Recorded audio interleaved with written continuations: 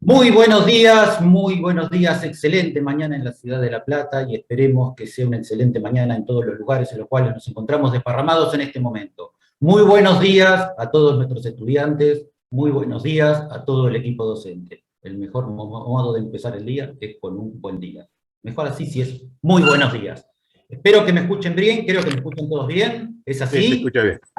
Bueno, buen día Gustavo, ¿cómo ¿Cómo estás? están todos? Hemos hablado desde tempranito.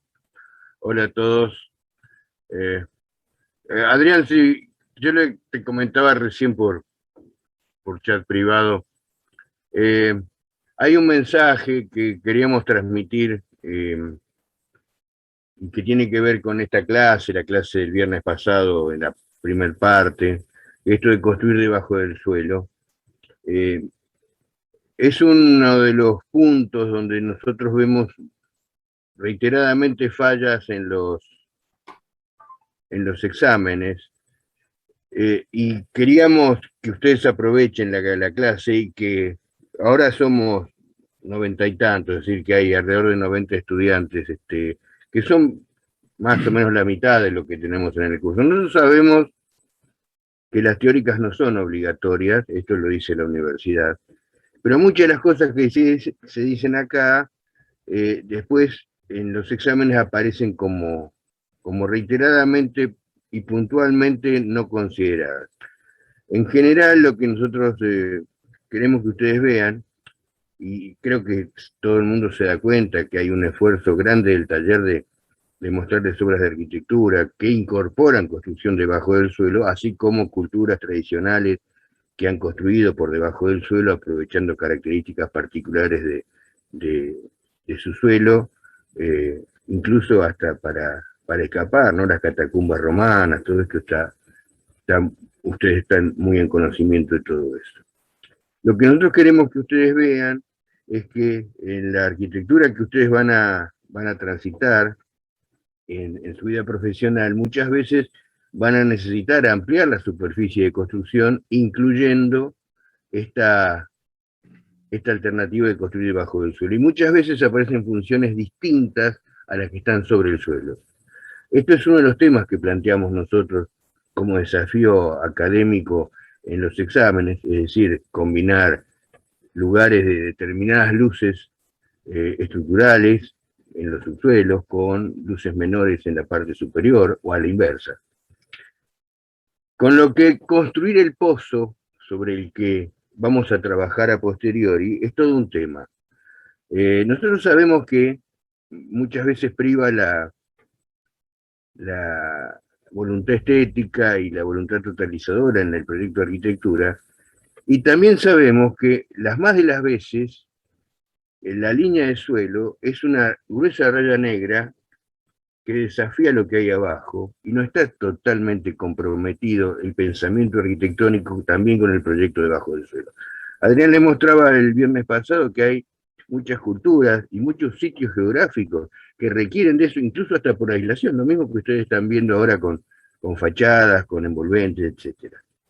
Porque a lo mejor construir en sitios que tienen muchos grados bajo cero durante mucho tiempo del año hace que aproveche una de las características de la conservación de la temperatura que tiene el debajo del suelo para poder vivir mejor. Lo mismo que hacía cualquiera de los gringos que llegaron desde España o desde Italia para conservar los salames o los vinos en una cava haciendo un pozo en la tierra.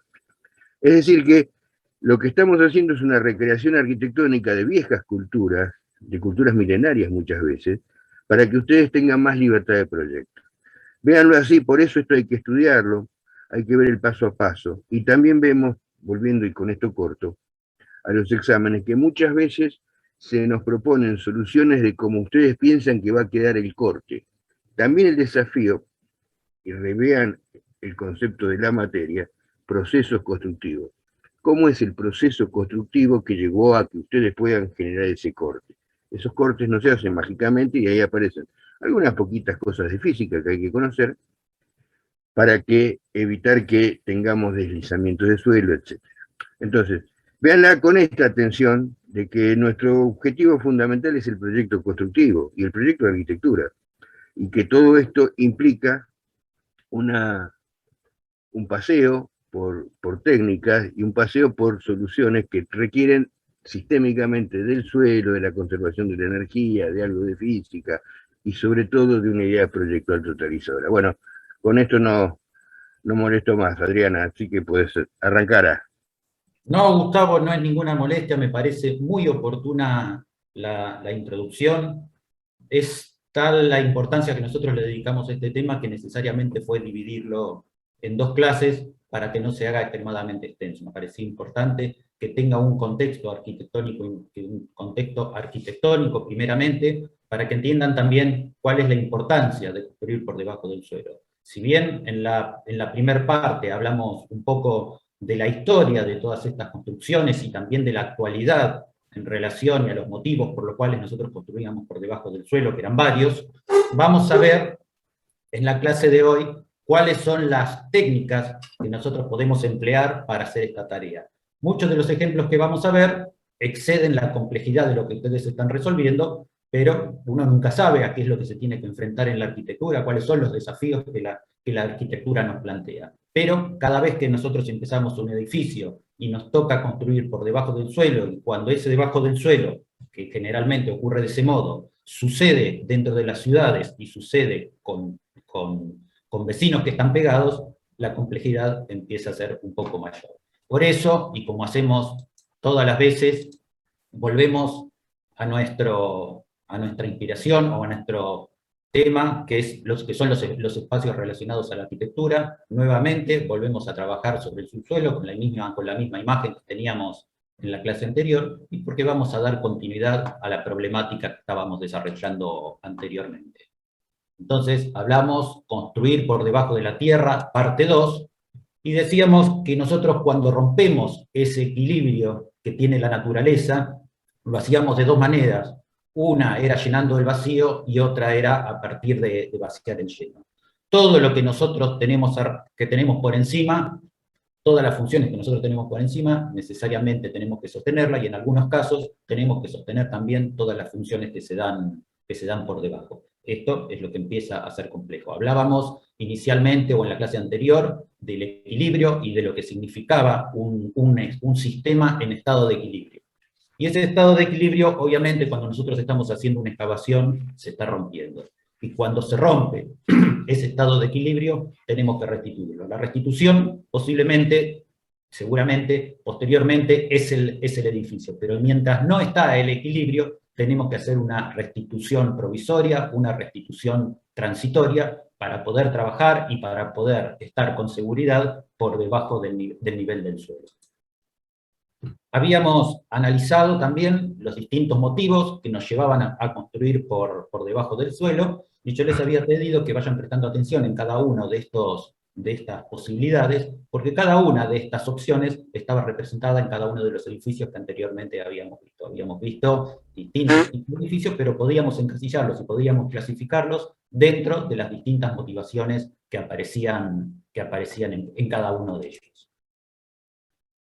Vamos a ver una imagen que podría ser de cualquier playa de la costa bonaerense, una imagen del desierto, cualquiera podría ser una imagen de cualquier suelo árido, de cualquier zona extremadamente seca, de cualquier zona que tenga un suelo arenoso. Como hemos visto anteriormente, los suelos de arena, o todos los suelos de grano grueso, recuerden la clasificación que hacíamos, y para quienes no lo recuerdan tienen la opción de repasarlo, está la clase cuando hablábamos de los estudios de suelo. Todos los suelos de grano grueso son los que tienen menor cohesión, son suelos que tienen la posibilidad de movimiento, que tienen mayor posibilidad de deslizamiento.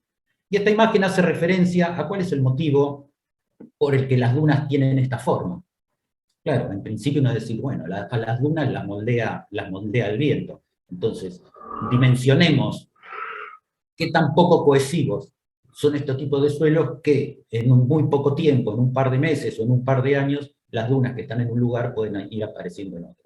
Esto es algo que obviamente estuvo presente en toda la costa bonaerense y fue necesario para la aparición de lo que hoy conocemos como todos los balnearios, la primer necesidad que era la de lograr fijar cada una de estas dunas, artificialmente lograr fijar las dunas, y esto se fue desarrollando a partir de mecanismos en los cuales a través de la vegetación empezaba a detener ese movimiento, empezaba a restringir ese movimiento de cada una de las dunas. Pero muchas veces también vemos que algunas de las acciones artificiales que nosotros desarrollamos sobre el terreno también son perjudiciales para otros sectores.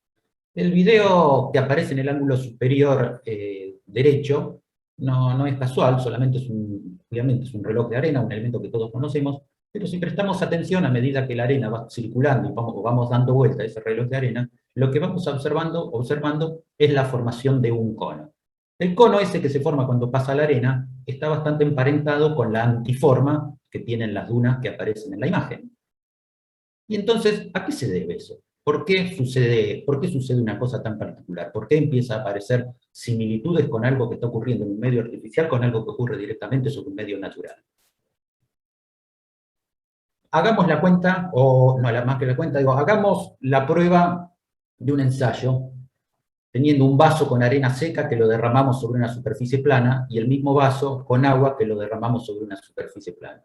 El resultado es aproximadamente el que está graficado. Vemos que nuevamente la montaña de arena empieza a tener características que esto está dibujado, para lo que podría ser absolutamente arbitrario, pero es así, todos lo conocemos, todos hemos jugado con arena en algún momento, y cuando volcamos arena seca lo que se genera es un cono con una dimensión de acuerdo a la cantidad de arena que nosotros estemos volcando. Pero si nosotros hacemos lo mismo con un vaso de agua, no se va a formar ningún tipo de cono, con agua en estado líquido, por supuesto, no se va a formar ningún tipo de cono, sino que se va a formar un charco, se va a formar una superficie plana. ¿Esto qué significa? Esto es la forma que adquiere cada uno de estos volcados, está relacionado con la cohesión que existe entre las partículas de cada uno de los elementos. Es diferente en la arena, es diferente en el agua. También, seguramente, muchos hemos hecho la experiencia que en el caso de que la arena esté húmeda, cuando nosotros la volcamos o damos vuelta al recipiente que la contiene, lo que vamos a obtener también es la antiforma del recipiente que la contenía. ¿Pero qué sucedió? Si sigue siendo la misma arena. Bueno, la aparición de la humedad genera una mayor cohesión, por lo tanto, las partículas se mantienen en su lugar, y es posible que las paredes del cúmulo de arena que se está formando tengan una posición vertical o conserven esa posición vertical que corresponde a la forma o a la antiforma, habíamos dicho, que la contenía. Entonces, los suelos nos sirven para asentar las construcciones, esto obviamente lo conocemos, y nos valemos de su capacidad portante para mantenerlas firmes y estables. Entonces, de acuerdo a la capacidad portante que tienen estos suelos, es que nosotros empezamos a dimensionar nuestros sistemas de fundación. Pero, cuando nosotros estudiamos los suelos, tenemos que estudiar algo que acá aparece tal vez insinuado, no sé si le prestaron atención. En el pie de la pirámide de arena aparece una letra alfa, y en el pie del charco de agua aparece una letra alfa. Esa letra lo que indica es el ángulo de deslizamiento de los suelos o la posición de reposo que tienen los suelos. Esto significa que es la forma que los suelos mantienen sin que se aplique sobre ellos ningún tipo de esfuerzo. O sea, naturalmente, cada tipo de suelo tiene su propio ángulo de reposo. Esto en los estudios de suelos obviamente también se analiza. Los suelos, como habíamos dicho, recordemos, son heterogéneos, están formados por distintas composiciones o por distintas mezclas. No existen prácticamente los suelos puros, salvo estos casos, como es el de la playa, donde mayoritariamente son de arena. Pero cada uno de los suelos en sí tiene un ángulo de deslizamiento o una posición de reposo que es diferente. Sin embargo, cuando una construcción está parcialmente enterrada, sea en todo su contorno o en alguno de los lados, los suelos tienden a empujar contra la construcción misma, obligando así a disponer de estructuras que contengan dicho empuje. Por eso, hablábamos o tomaba como ejemplo el caso particular del reloj de arena. El reloj de arena lo que representa a medida que va pasando de la arena desde la parte superior hacia la parte inferior es el proceso que se generaría cuando hacemos un pozo. Entonces, volviendo a las experiencias de la infancia, si bien todos hemos hecho una montaña de arena o hemos volcado arena seca logrando formar la pirámide, también hemos tratado de hacer en algún momento un pozo sobre la arena seca. Cuando tratamos de hacer un pozo sobre la arena seca, lo que se vuelve a formar es la antiforma de la montañita. En general, lo que tenemos es un cono, ¿no? Sin que nosotros nos esforcemos por lograr un pozo que tenga una forma circular, una forma en planta circular, lo que vamos a obtener es un pozo que tiene un diámetro en la parte superior que naturalmente se empieza a angostar hacia la parte inferior. Y esto es exactamente lo mismo que está sucediendo con el reloj de arena, ¿no? De acuerdo al ángulo de reposo que tiene el tipo de suelo, es como se va formando. En los suelos que tienen una mayor capacidad cohesiva, es posible hacer distintos tipos de excavaciones, incluso es posible perfilarlos y generar una pared vertical cuando estamos generando el pozo.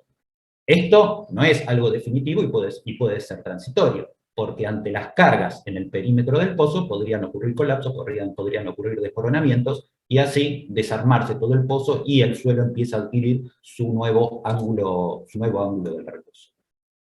La razón por la que los suelos empujan reside en que no son sólidos puros.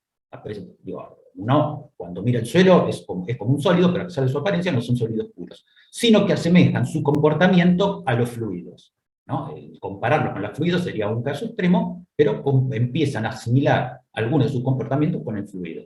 Cuando salen de la forma que la contienen, ya no pueden conservar la forma que tenían anteriormente. Esto, por supuesto, siempre lo vemos con mayor claridad cuando estamos hablando del agua. Pero en el caso de la arena, vean nuevamente, estaba dentro de un envase cuyas paredes son prácticamente verticales, pero cuando salen del envase ya no pueden conservar la forma del contenedor, sino que empiezan a tomar su propia forma, y esa propia forma está dada por el ángulo de reposo que ellos tienen. Por eso es necesario que empecemos a hablar del ángulo de reposo de los suelos. Y para graficar esto del ángulo de reposo de los suelos, es un esquema de estas características, ¿no? Asimilando cada una de estas esferas con las partículas del suelo.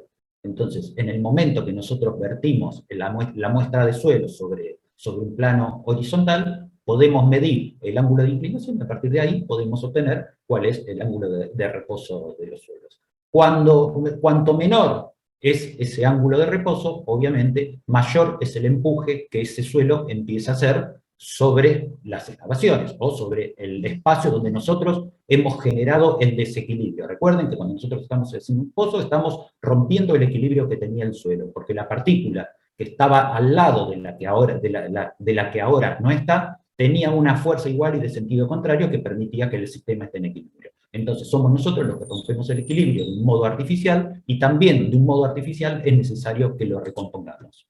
Hace un tiempo habían aparecido unos videos virales en internet, pero que eran muy ilustrativos en relación a lo que está sucediendo, ¿no? Un caso muy particular de una excavación que se había hecho con la construcción de un nuevo edificio, como ocurre habitualmente en la ciudad. Tenemos que excavar, y cuando nosotros excavamos tenemos edificios linderos que tienen una condición que muchas veces conocemos, y sobre las cuales tenemos que tener bastante cuidado. En este caso en particular, ¿no? Un suelo urbano o una situación urbana con suelos muy desnivelados, no es lo que habitualmente tenemos en la provincia de Buenos Aires, pero sí aparece en muchos lugares del país donde las ciudades tienen muchos cambios de nivel, y donde puede haber mucha diferencia de nivel entre un predio y otro, o entre predios que están muy cercanos. Entonces la construcción o la materialización de este pozo empieza a producir un deslizamiento del suelo. En realidad lo que está ocurriendo es que el suelo está tomando su ángulo de reposo natural. Y en ese esfuerzo de tomar su ángulo de reposo natural, empieza a deslizarse y a deslizarse a tal punto que también empieza a dejar sin espacio de apoyo o sin sustento de apoyo a las construcciones linderas, como estamos viendo en la imagen de la derecha. Estos son dos videos, primero donde se siente presente la vista sobre el primer video, que hay en la parte superior, se ve el edificio que se ve más de cerca en la foto de la derecha, cómo ese deslizamiento del suelo empezó a dejar sin apoyo a las fundaciones del edificio de al lado. Claro, el proceso de deslizamiento no se detiene porque, además de necesitar recuperar su ángulo de reposo, presten atención que además está cargado en uno de sus bordes. Entonces, al estar cargado en uno de sus bordes, tampoco es la condición natural. El suelo podría haberse detenido en ese deslizamiento, pero si no existe ningún tipo de carga, eso es posible. Pero al existir carga sobre uno de los bordes, las posibilidades de necesitar otro tipo de asentamiento empiezan a ser mayores. Y suceden este tipo de cosas. Pero esto forma parte de la realidad y obviamente no es algo planificado, sino que es algo no deseado. ¿Se tomaron precauciones? Y aparentemente sí, porque lo que veíamos anteriormente, teníamos un muro de contención para tal fin. Pero seguramente lo que ha ocurrido es una estimación errónea de las características del suelo y de los pesos que soportaban y de los cálculos necesarios para realizar ese muro de contención. En ese sentido, nosotros vamos a ver que estas técnicas como las que se emplearon, ¿no? Ahora solamente las estamos viendo como imágenes, después vamos a ver cómo se materializan directamente y cómo se organizan. Estas técnicas son correctas, pero también tienen que estar correctamente ejecutadas. Entonces hay problemas que son muy comunes y que pueden producir algún tipo de deslizamiento de este tipo o colapsos de este tipo. No es necesario que sea un terreno desnivelado o de estas características, puede ocurrir en cualquier lugar. Después de que analicemos todo el recorrido de la clase, presten atención cuando hay muchos edificios que se están construyendo en la ciudad de La Plata, y ante la escasez de las cocheras, ante la escasez de terreno urbano, mayoritariamente se plantean cocheras enterradas. Entonces hay que prestar atención a esos edificios que están en etapa de construcción. Y van a ver, ¿no? Esto es algo que nosotros permanentemente miramos. Bueno, uno naturalmente mira todas las obras que están en construcción, mira qué se está haciendo, cómo se están ejecutando, y muchas veces, por lo menos en mi experiencia, ha sucedido de ver las excavaciones o la generación de excavaciones absolutamente irresponsables.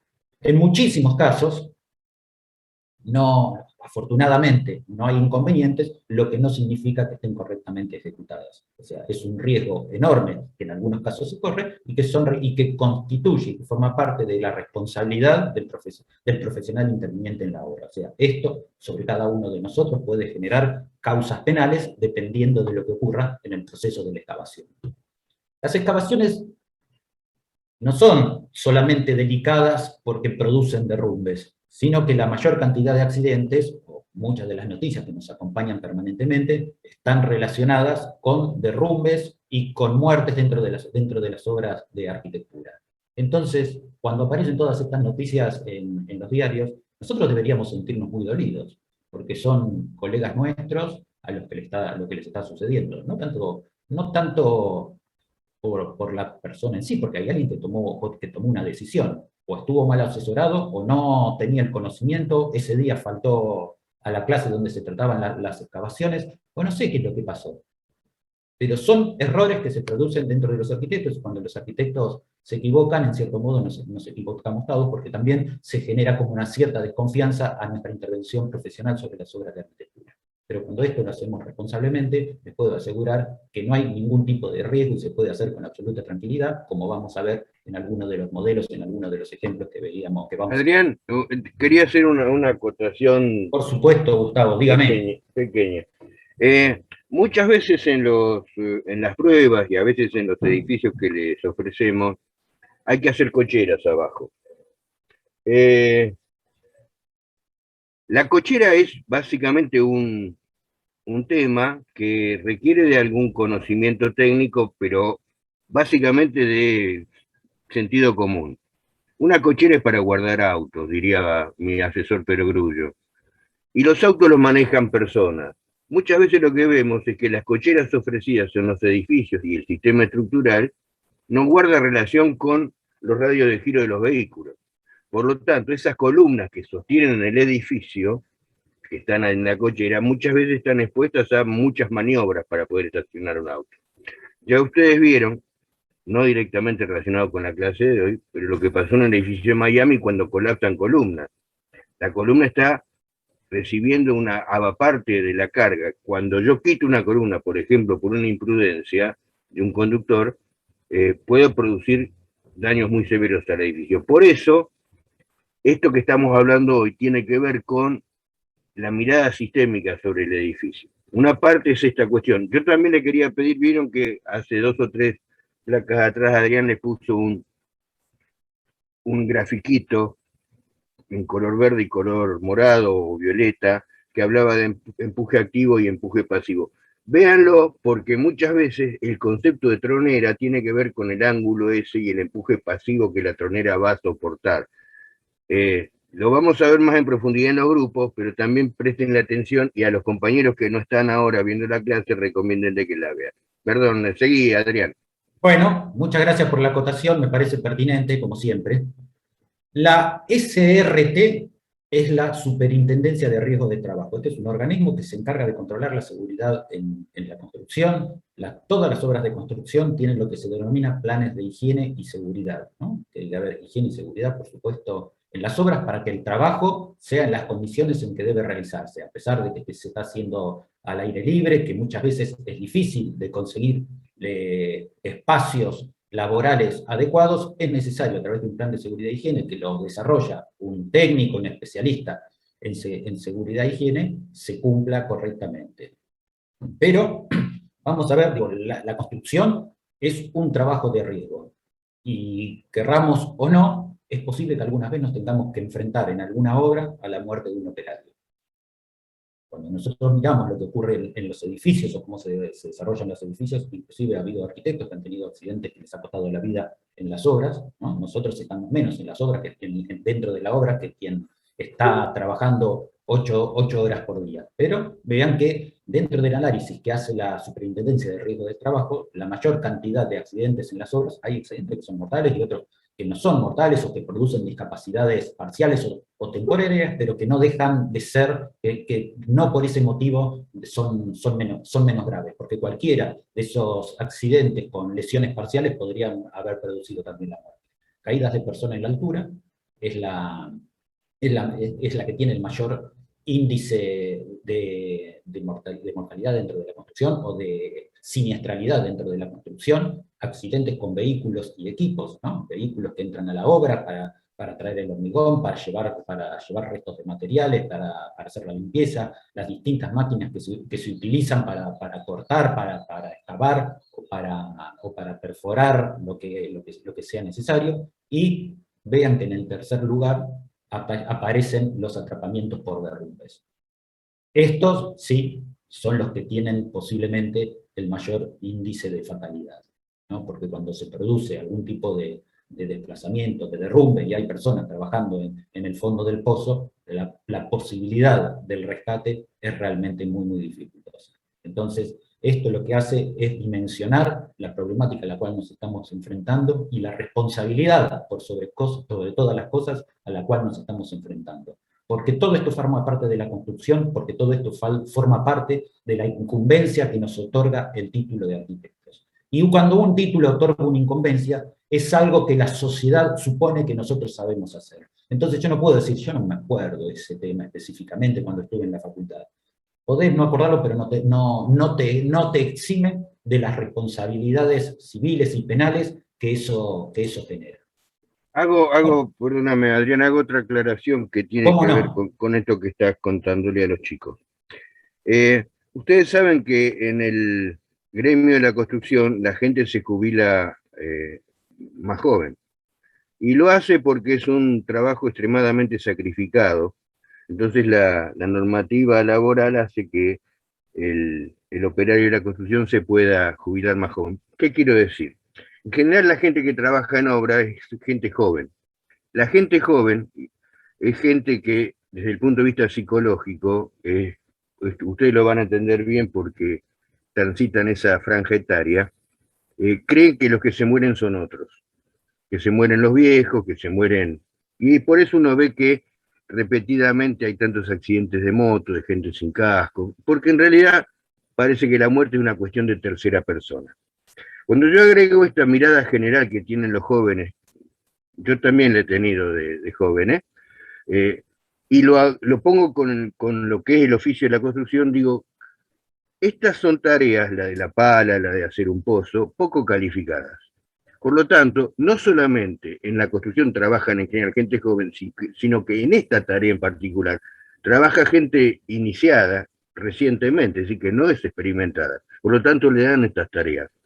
Entonces, acá, si ustedes como directores de obra no ponen los puntos arriba de las IES, pueden producirse todavía más problemas porque son tareas que muchas veces están hechas por jóvenes que no tienen experiencia, obviamente no saben todo esto de lo que estamos hablando hoy, y que aparte creen que los que se mueren son otros. Así que es doblemente riesgoso, Adrián. Sigamos. Este título, que parece tan sencillo, hacer pozos, es también extremadamente complejo. Entonces vamos a ver algunas de las variables que tenemos que tener en cuenta antes de excavar o en el procedimiento de excavación. Es importante conocer, entender y analizar cada una de estas variables porque es responsabilidad del profesional que está a cargo de la obra. Deberíamos conocer, obviamente, las características del terreno, por eso hemos insistido tanto en otorgarles estudios de suelo, discutir sobre los estudios de suelo, hemos debatido sobre cuál era, a partir del análisis del estudio de suelo, los distintos planos de fundación. Si bien en los estudios de suelo siempre viene la recomendación del especialista del tipo de fundación y la profundidad a la cual debe hacerse, nosotros también tenemos que tener un entendimiento del problema como para poder generar una discusión, un intercambio de opiniones con el especialista y llegar de ese modo a la fundación que mejor corresponda al proyecto que estamos ejecutando. Recuerden lo que siempre decimos en relación a las fundaciones y específicamente a lo que es el diseño estructural. El diseño estructural es una actividad del arquitecto, no es el resultado de una planta que entregamos a un especialista el cual le pone un esqueleto. Por eso, en las clases anteriores, o cuando vimos lo que estaba relacionado con la estructura, yo les hablé del diseño estructural y les mostré específicamente edificios donde notablemente se podía observar, por lo menos en mi opinión, la actividad de diseño arquitectónico sobre las estructuras.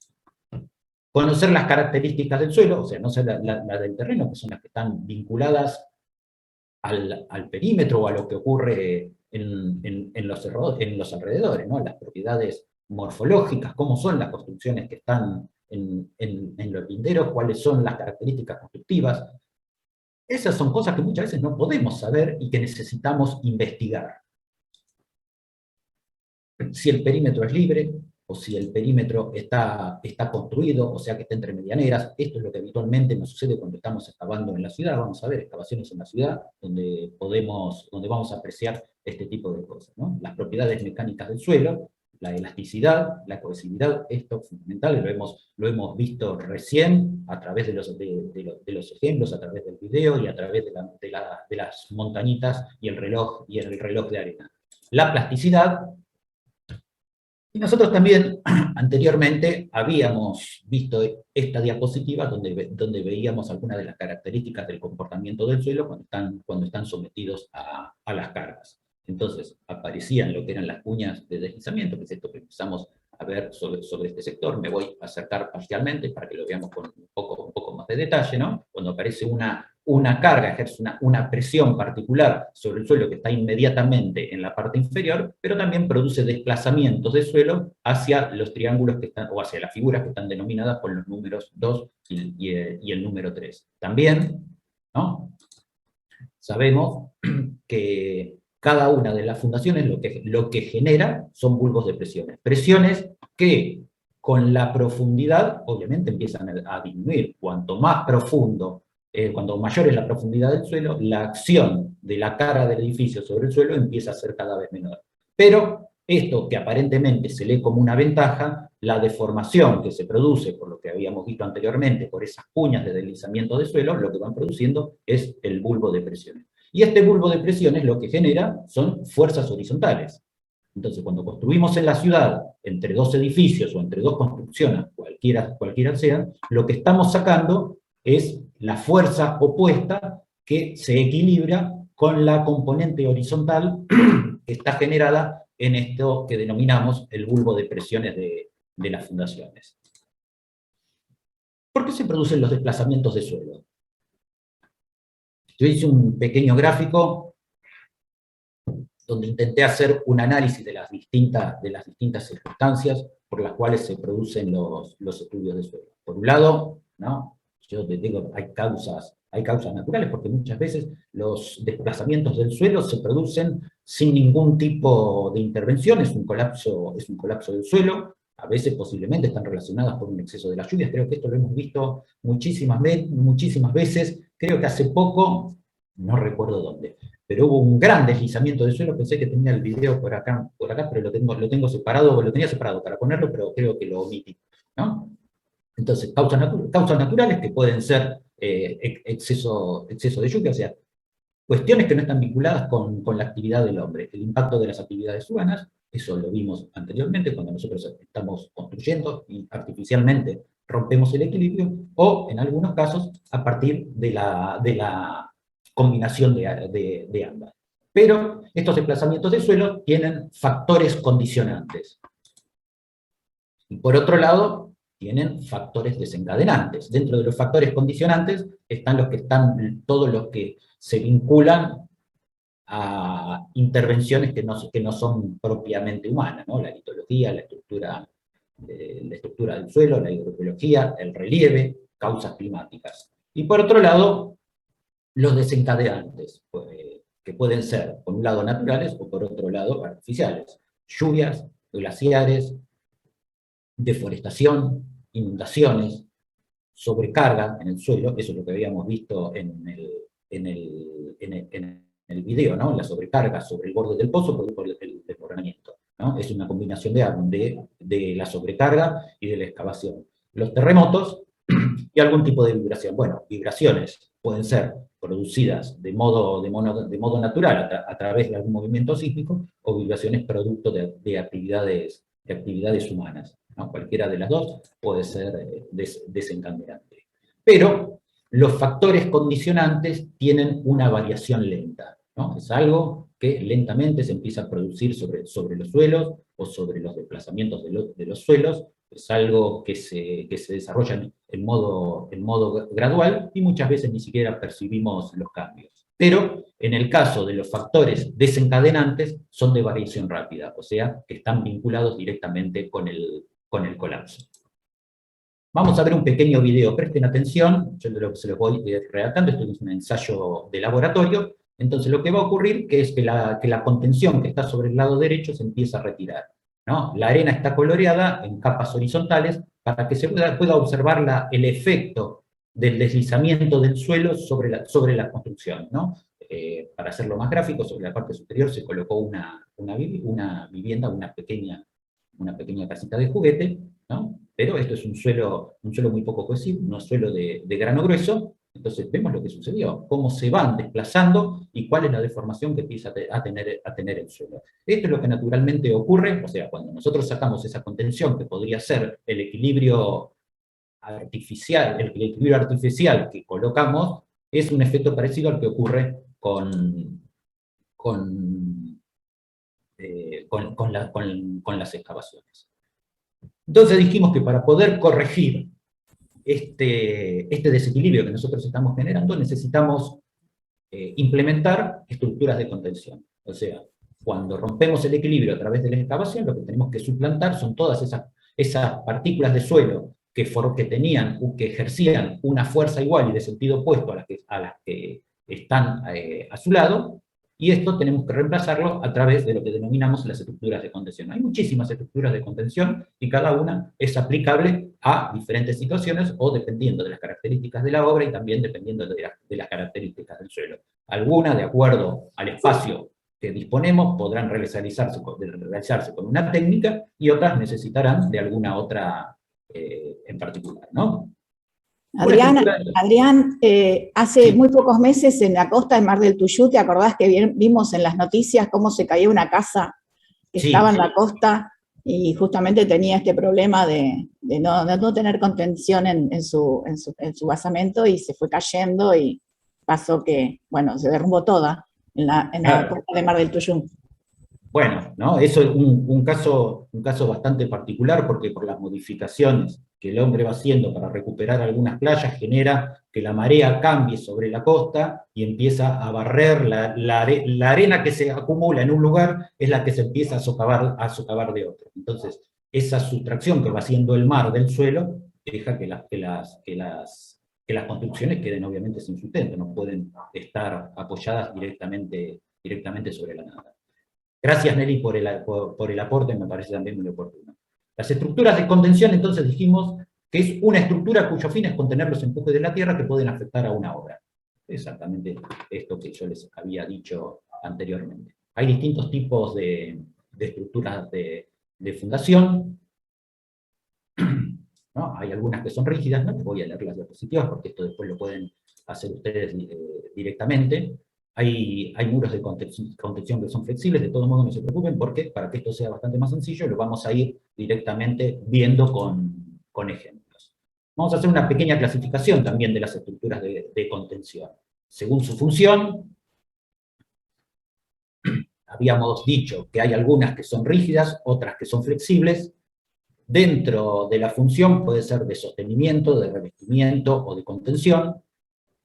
Dentro de las rígidas aparecen mamposterías, hormigón, algunas que las denominamos especiales, que después vamos a ver cuáles son. Flexibles, como pueden ser las pantallas o las tablestacas, también vamos a analizar cada una de ellas y vamos a ver imágenes de situaciones, bueno, creo que vamos a ver situaciones bastante variadas. Dentro del hormigón puede ser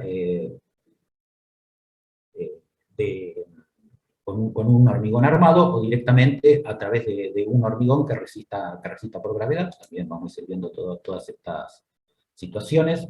Las pantallas, hay pantallas que son entibaciones, hay pantallas que se desarrollan in situ, y hay pantallas que se arman con paneles o con pilotes directamente prefabricados. Pantallas de pilotes que también vamos a ir analizando su funcionamiento. Dentro de las especiales aparecen los muros jaulas, las cribas, los suelos, no alcanzo a leer, vamos a poner un zoom porque la verdad ya no veo, ¿no? Suelos reforzados, y por otro lado también aparece la tierra armada, que es un tratamiento que se puede hacer a la tierra para que tenga una mayor resistencia. Tierra en realidad no me refiero solamente a la tierra, sino al tipo de suelo. Se pueden hacer modificaciones sobre el tipo de suelo para mejorar su resistencia. Eso también lo vamos a ver, y vamos a ver cuáles son los campos de aplicación para cada uno de estos casos, ¿no? Nuevamente aparece otra clasificación para los que son los muros rígidos de hormigón. Hay armados, hay en forma de L, en forma de T, en forma de contrafuerte, y en algunos casos también hay aligerados. Vamos a acercarnos para ver esto también un poco mejor. Y dentro de las pantallas que son in situ, hay algunas que son continuas y otras que son discontinuas. ¿Qué más nos queda?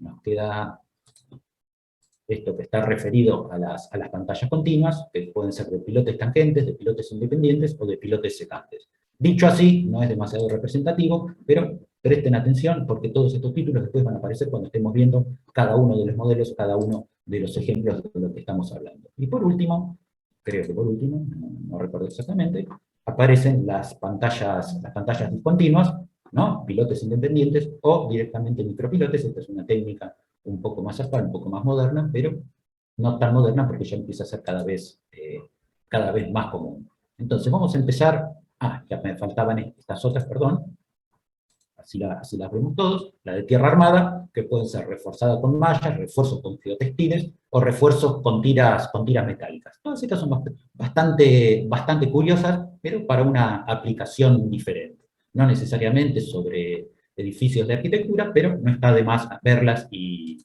analizarlas. Vamos con las primeras opciones. Habíamos visto muros de piedra o muros de hormigón que no tienen ningún tipo de armadura, o sea que al no tener ningún tipo de armadura tienen mucha dificultad para absorber los esfuerzos de tracción. Entonces, obviamente, empiezan a tener este tipo de formas, ¿no? Tienen un uso muy particular o muy parcial, tienen un formato donde obviamente tienen que ser más anchas en la parte de abajo, se empiezan a angostar a medida que van acercándose a la superficie. Después vamos a ver por qué suceden este tipo de circunstancias. Los gaviones, creo que si alguno ha recorrido caminos de montaña en nuestro país, se ha encontrado con gaviones, ¿no? Los gaviones son como jaulas, no son como, son jaulas, unas jaulas bastante particulares. Las jaulas como son de alambre pueden venir todas achatadas, con lo que es posible en un transporte, en un camión, movilizar una gran cantidad de gaviones. Pero claro, como esto después se empiezan a llenar con el material del lugar, ¿no? Como se usa en zonas montañosas, lo que tenemos en las zonas montañosas es cantidad de piedra. Entonces se empiezan a formar estos grandes bloques ¿no? Estos grandes bloques que están determinados por el tamaño de la jaula, que van todos llenos de piedra. Habíamos visto también, que son estas dos imágenes que tenemos abajo, que ahora paso a explicar, porque si no, no se pueden entender y parecen bastante abstractas, ¿no?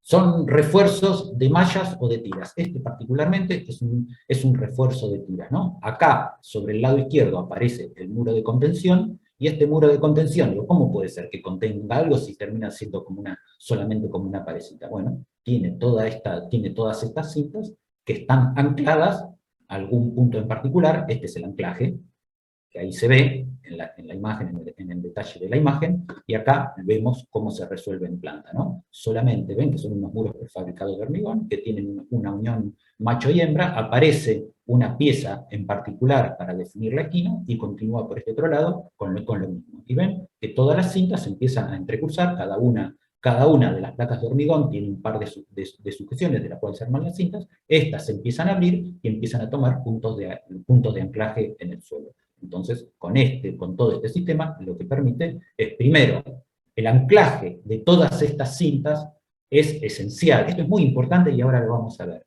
Tiene que estar por fuera del ángulo de reposo del suelo en el cual se aplican. Porque si esto no está por fuera del ángulo de reposo, bueno, el suelo se desliza con cintas y el anclaje de las cintas y todo, y se desplaza todo como si no hubiese existido ningún tipo de contención. Por eso nos detuvimos bastante en decir, che, ¿qué significa el ángulo de reposo de los suelos? ¿Por qué es importante? Si nosotros no somos geólogos, no somos especialistas en suelo, bueno, tenemos que saber o tenemos que dimensionar los riesgos a los cuales nos enfrentamos cuando estamos construyendo. No, los riesgos, porque forma parte de nuestro trabajo, y ninguno de nosotros tiene miedo a hacer un pozo. Pero sí, sabemos de qué se trata y cuáles son las precauciones que hay que tener. Recuerden que nosotros dentro de las obras somos la máxima autoridad. Entonces, cuando nosotros dudamos del procedimiento en que se está haciendo algo, nosotros tenemos la potestad de decir, se suspenden los trabajos y acá nadie trabaja. Ahora, no conocer el riesgo o el error que se está cometiendo impediría que nosotros podamos dar la orden correcta. Hablábamos también de las tierras armadas, ¿no? El refuerzo de los suelos consiste en la introducción de elementos resistentes a la tracción, obviamente, porque es un problema que tiene el suelo, no tiene ningún tipo de resistencia a la tracción, convenientemente orientados, que aumenta la resistencia y disminuye la deformabilidad. Miren que este es un suelo también aparentemente no es un suelo puro de arena como los que veíamos anteriormente, pero sí es un suelo de grano grueso. Y tenemos dos experiencias distintas. En la primera, el desmolde, o sea, algún contenido de humedad en el suelo para que se pueda desmoldar con la forma que tenía el recipiente que lo contenía, si no, esto se hubiese transformado nuevamente en un cono, pero cuando nosotros ponemos una carga sobre este desmolde, lo que ocurre es el desmoronamiento y nuevamente empieza a tomar la forma de cono, o sea que empieza a aparecer el ángulo de deslizamiento del suelo. Pero acá se ve un poquito, ahora se los voy a mostrar con un acercamiento para que se vea un poco mejor. Habíamos dicho la inclusión de algún tipo de fibras que soporten o que mejoren la resistencia a la tracción de los suelos, produce el mismo aspecto originalmente, pero al ser sometido a una carga, vean que se disminuye notablemente el desmoronamiento o la fuerza del suelo para recuperar su ángulo de reposo. Porque lo que hemos hecho es modificar el suelo, y cuando modificamos el suelo, hemos modificado también el ángulo de reposo. Esto que les decía, ¿ven? Ahí se ven como unas fibras, ¿no? Son como fibras de vidrio. Esto muchas veces también se utiliza en contrapisos de hormigón. ¿Vieron los pisos de hormigón llaneado que muchas veces tienen las estaciones de servicio? En algunos casos, en vez de incluir armaduras en esos pisos, se pueden incluir fibras de vidrio que se incorporan en el mixer en el momento antes. El mixer me refiero al camión que transporta el hormigón, ¿no? Cuando llega el camión que transporta el hormigón, hace un nuevo mezclado a pie de obra, pero en ese momento en que se hace un mezclado a otra velocidad, que no es el giro del transporte, se incorporan dentro de la carga del camión las fibras. Entonces hay que lograr que se haga la mezcla, y estas fibras son las que le otorgan al hormigón una mayor resistencia, ¿no? Ahí se ven como unos pelitos que se van asomando, Y acá otra vez volvemos a ver exactamente lo mismo. Vamos a ver otro tipo de sistemas de contención que son las activaciones. Las activaciones aparecen naturalmente cuando se hacen zanjeros, ¿no? Cuando se hacen zanjas que son muy chiquitas, pero dependiendo, ¿no? Acá tenemos como distintos tipos de entibamientos, desde los más sencillos, que es a través de puntales que contienen seguramente paneles fenólicos o paneles metálicos, ¿no? Algo más o menos como esto, pero no tan sofisticado. Pueden ser puntales de los que habitualmente vemos en las obras, y de un modo muy rudimentario podrían hacerse con rudimentario y precario, podrían hacerse con madera.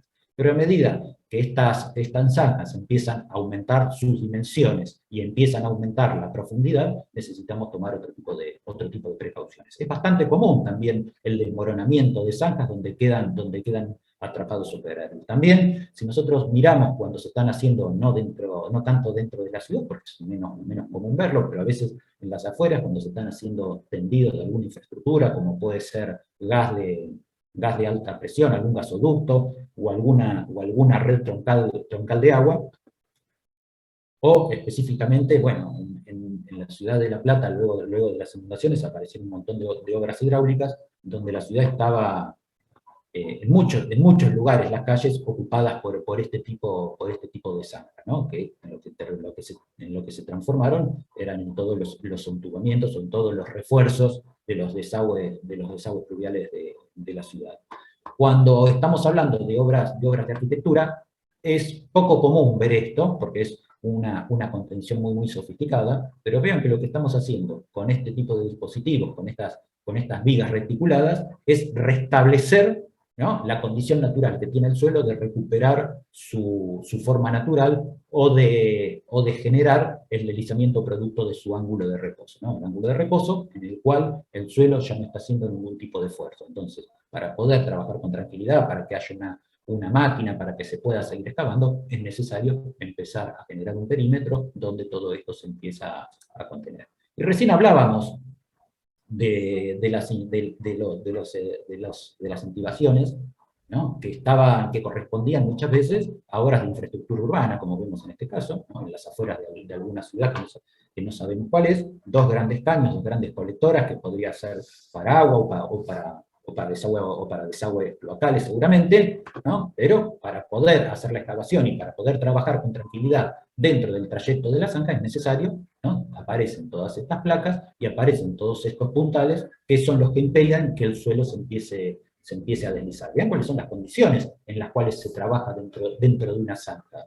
Porque no, la zanja, al tener una gran extensión, tiene que tener el ancho justo como para poner lo que haya que poner, y no tener una excesiva excavación o un trabajo adicional por excavar más de lo que se necesita. Entonces, vean que las proporciones que tiene la excavación, donde prácticamente tiene un poco más que lo que es el ancho de hombros de una persona, pero una altura y media de lo que esa persona significa. Entonces, cualquier vehículo que pasa por las cercanías del borde podría producir un desmoronamiento, y esta persona queda directamente tapada. Cuando está tapada por tierra, es muy difícil el acceso, o lo que es muy dificultoso es tener un acceso rápido para el rescate.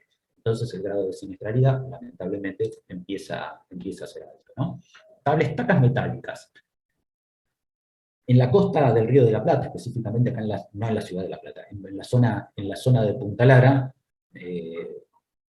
muchas veces hemos visto la utilización de tablestacas cuando se están haciendo o se están recuperando algunas de las defensas del muro de contención del río, ¿no? El Río de la Plata, a la altura nuestra, a la altura de la ciudad de La Plata, tiene muy poca diferencia de altura entre lo que es el nivel del río y el nivel del suelo. Entonces, los diferentes movimientos del río, la pleamar y la bajamar, que en algunos casos producen diferencias de hasta 2 metros de altura, bueno, cuando hay muy poca diferencia, cuando hay centímetros de diferencia, posiblemente 50 centímetros o 1 metro de altura entre la parte que es tierra, que es el borde costero de la zona de Punta Lara, y bueno, en realidad si no existiese ese muro de contención, quedaría todo directamente por debajo del agua. Entonces es necesario armar una contención Esto, de las tablestacas metálicas, muchas veces, mayoritariamente, se utilizan para contenciones transitorias, ¿no? Esto permite retirar el agua del lugar de trabajo,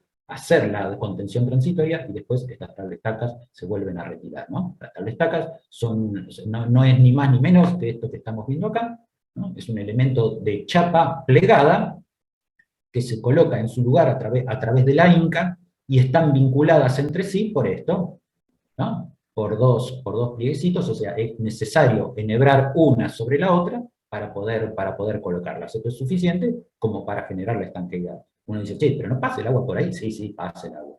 Pero después vamos a ver cómo se soluciona ese problema. Habíamos visto otro tipo de refuerzos, ¿no? Refuerzos con geotextiles, con mantas geotextiles, ¿no? Por un lado está la manta geotextil, ¿no? Acá está colocada, acá está en el dibujo superpuesto, pero además la manta geotextil va vinculada a un cable, y ese cable tiene un anclaje.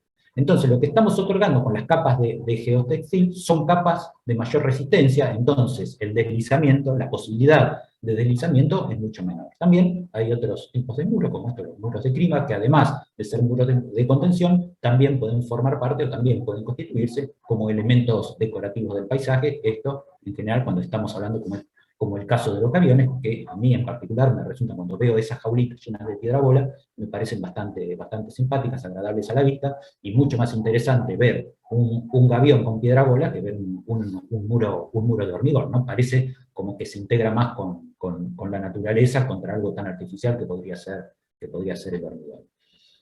Vamos a ver un caso muy particular de excavación, que es tratar de hacer, ¿cómo hacemos un pozo en el agua? ¿No? Si era difícil hacer un pozo en la arena, porque se deslizaba, claro, el caso más extremo es el de los líquidos. Entonces uno va a pensar, pero este es loco, es ridículo, quiere hacer un pozo en el agua. Sí, sí, sí, cómo no. Por supuesto que sí. Vamos a ver cómo hacemos un pozo en el agua. Y esto no es ni más ni menos que un pozo en el agua. Para que vean que no miento, ahí está en el video el proceso. Hay que tener como una vista divergente porque pasan demasiadas cosas dentro de esta diapositiva. Hay 3 videos sobre el sector izquierdo donde se va viendo el procedimiento de colocación de las tablestacas, ¿no? Yo les había dicho, es una máquina que las va hincando una por otra, y una cada una, y las va enhebrando. Pero claro, bueno, ya arrancó el otro video donde se van a colocar tablestacas para hacer una remodelación dentro de un arroyo, y después hay un procedimiento de colocación de tablestacas para otra operación. Pero si nosotros nos centramos, recuerden, acá aparece el detalle que ya habíamos visto, de cómo se vinculaban entre sí cada una de las tablestacas después de la inca. Este es el resultado que obtenemos luego de colocar las tablestacas. Pero esto no es tan sencillo. Cuando nosotros colocamos, dicen, ¿cómo funciona todo esto? Bueno, el agua está acá se ve que está seco, chorrea, ¿ven? Es totalmente hermético este cierre, no, para nada, chorrea todo por acá, pero lo que se ve en el fondo hay una máquina que tiene que estar absolutamente segura, no puede esto llenarse de agua y desmoronarse. Genera un poco de temor estar en el fondo de este pozo trabajando, ¿no? Un pozo de agua. Pero bueno, tiene un procedimiento que es este otro, que es el que vemos en el video, ¿no? Que luego de clavar todas las tablestacas, cuando están todas las tablestacas, el pozo está lleno de agua. Valga la paradoja, no tan pozo, ¿no? Por la particularidad. El pozo está lleno de agua, o sea que mientras el pozo está lleno de agua, todo el sistema está en equilibrio. A medida que empezamos a vaciar el pozo, esto es a través de bombas que se colocan en el interior del pozo, las bombas tienen que tener una potencia tal, de modo que el agua que se extrae es mayor al agua que ingresa. Entonces, de desequilibrio, obviamente, el pozo naturalmente se va a vaciar. Pero nosotros no podemos vaciar directamente el pozo, porque cuando vaciamos directamente el pozo, lo que estamos generando es el desequilibrio. Entonces, a medida que tenemos agua, el sistema está en equilibrio, lo único que aparece entre medio son las tablestacas. Empezamos a vaciar el pozo, pero lo vaciamos parcialmente. Vaciamos una parte del pozo y tenemos que empezar a colocar un anillo de refuerzo, que es la estructura que va a mantener el equilibrio, porque a medida que desaparece el agua, empieza a actuar el agua de afuera, empieza a empujar el agua de afuera. El agua de afuera tiende a entrar, porque quiere recuperar su ángulo de reposo, que su ángulo de reposo es igual a 0. Entonces, naturalmente va a tratar de entrar. Cuando seguimos vaciando el pozo, nuevamente tenemos que ir construyendo anillos y así sucesivamente, hasta que llegamos al fondo del pozo. Una vez que llegamos al fondo del pozo, obviamente, se colocan bombas que son depresoras y permanentemente hay que sacar el agua. Si en algún momento nos quedamos sin energía y las bombas dejan de funcionar, el pozo naturalmente se va a llenar de agua. Pero bueno, por eso esto se ejecuta siempre con una situación o esto obviamente es más ingeniería, y la arquitectura no existe tanto. Más o menos, ahora vamos a ver que sí también. Esto en general se realiza con una bomba, más bombas de backup, más energía de backup, para tener la seguridad. Tengan en cuenta que todo el equipamiento que está acá abajo, si queda debajo del agua, sería una gran pérdida económica para quien está ejecutando toda la obra. Voy a tratar de ir más rápido, así vamos viendo la mayor cantidad de situaciones, en la medida de lo posible, en la menor cantidad de tiempo, cosa que no sé si me va a salir. Acá hay distintas situaciones de excavaciones. Esta tiene algunas similitudes con lo que habíamos visto en el video y lo que se desmoronó en el video, pero es propio de una situación, de un problema de ejecución o un error en la estimación en las características del suelo. Les había mostrado primero este pozo en el agua, porque lo que vamos a ver con el proceso de colocación, con el proceso de materialización, de construcción del suelo, es bastante parecido a lo que ocurre con el agua, ¿no? Obviamente los pozos no hay otra alternativa, que hay que hacerlos desde arriba para abajo, ¿no? No se puede empezar un pozo desde abajo. Entonces, a medida que vamos generando el pozo, va cambiando la situación de lo que tenemos como elemento de contención. Mientras el pozo está en una determinada profundidad, esto empieza a funcionar como un voladizo. En la segunda etapa, cuando llevamos el pozo a esta otra profundidad, ya lo que sobresale y funciona como voladizo es demasiado grande, entonces necesita vincularse al suelo para que el empuje mismo del suelo no produzca el vuelco. Cuando se tiene que anclar al suelo, que esto evidentemente es lo que no sucedió con el desmoronamiento que habíamos visto anteriormente, tiene que anclarse fuera del ángulo de reposo del suelo. Entonces, esto es es muy sencillo porque nos valemos de los especialistas que para ellos sí es sencillo, ¿no? Marcan la curva de deslizamiento del suelo, entonces todos los anclajes tienen que estar por dentro de la curva de deslizamiento. Cuando seguimos excavando, necesitamos la aparición seguramente de otro tipo de anclaje para no dejar tramos del muro de contención demasiado expuestos al esfuerzo horizontal del suelo, un esfuerzo que requeriría primero mucha armadura y obviamente un espesor del muro de contención muchísimo más importante. Entonces es más sencillo hacer este tipo de cosas que tener un muro de contención demasiado grueso. Pero hay veces que es dificultoso hacer resolver los muros con este tipo de situaciones, especialmente cuando trabajamos en la ciudad, cuando estamos trabajando en terrenos intermediarios. ¿Cómo? ¿Le hago un anclaje en lo del vecino? Sí, ¿por qué no? Antes no estaba permitido, en la ciudad de Buenos Aires esto está totalmente permitido, creo que en la ciudad de La Plata ahora esto se puede hacer y no hay ningún tipo de inconveniente, siempre y cuando el vecino acá no tenga su cochera.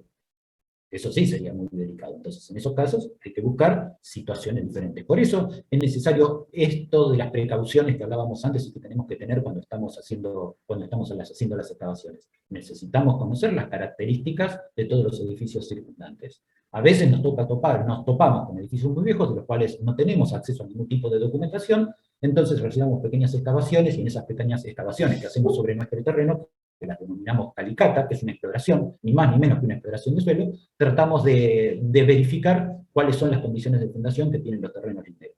A veces nos encontramos con un montón de situaciones y con cosas que están en el lugar donde no deberían estar. Pero ¿qué vamos a hacer? Ya están, entonces tenemos que trabajar con la dificultad. Cuando llegamos al último nivel bueno, puede ser puede ser más abajo, puede ser más arriba, no importa, ¿no? Cuando llegamos al punto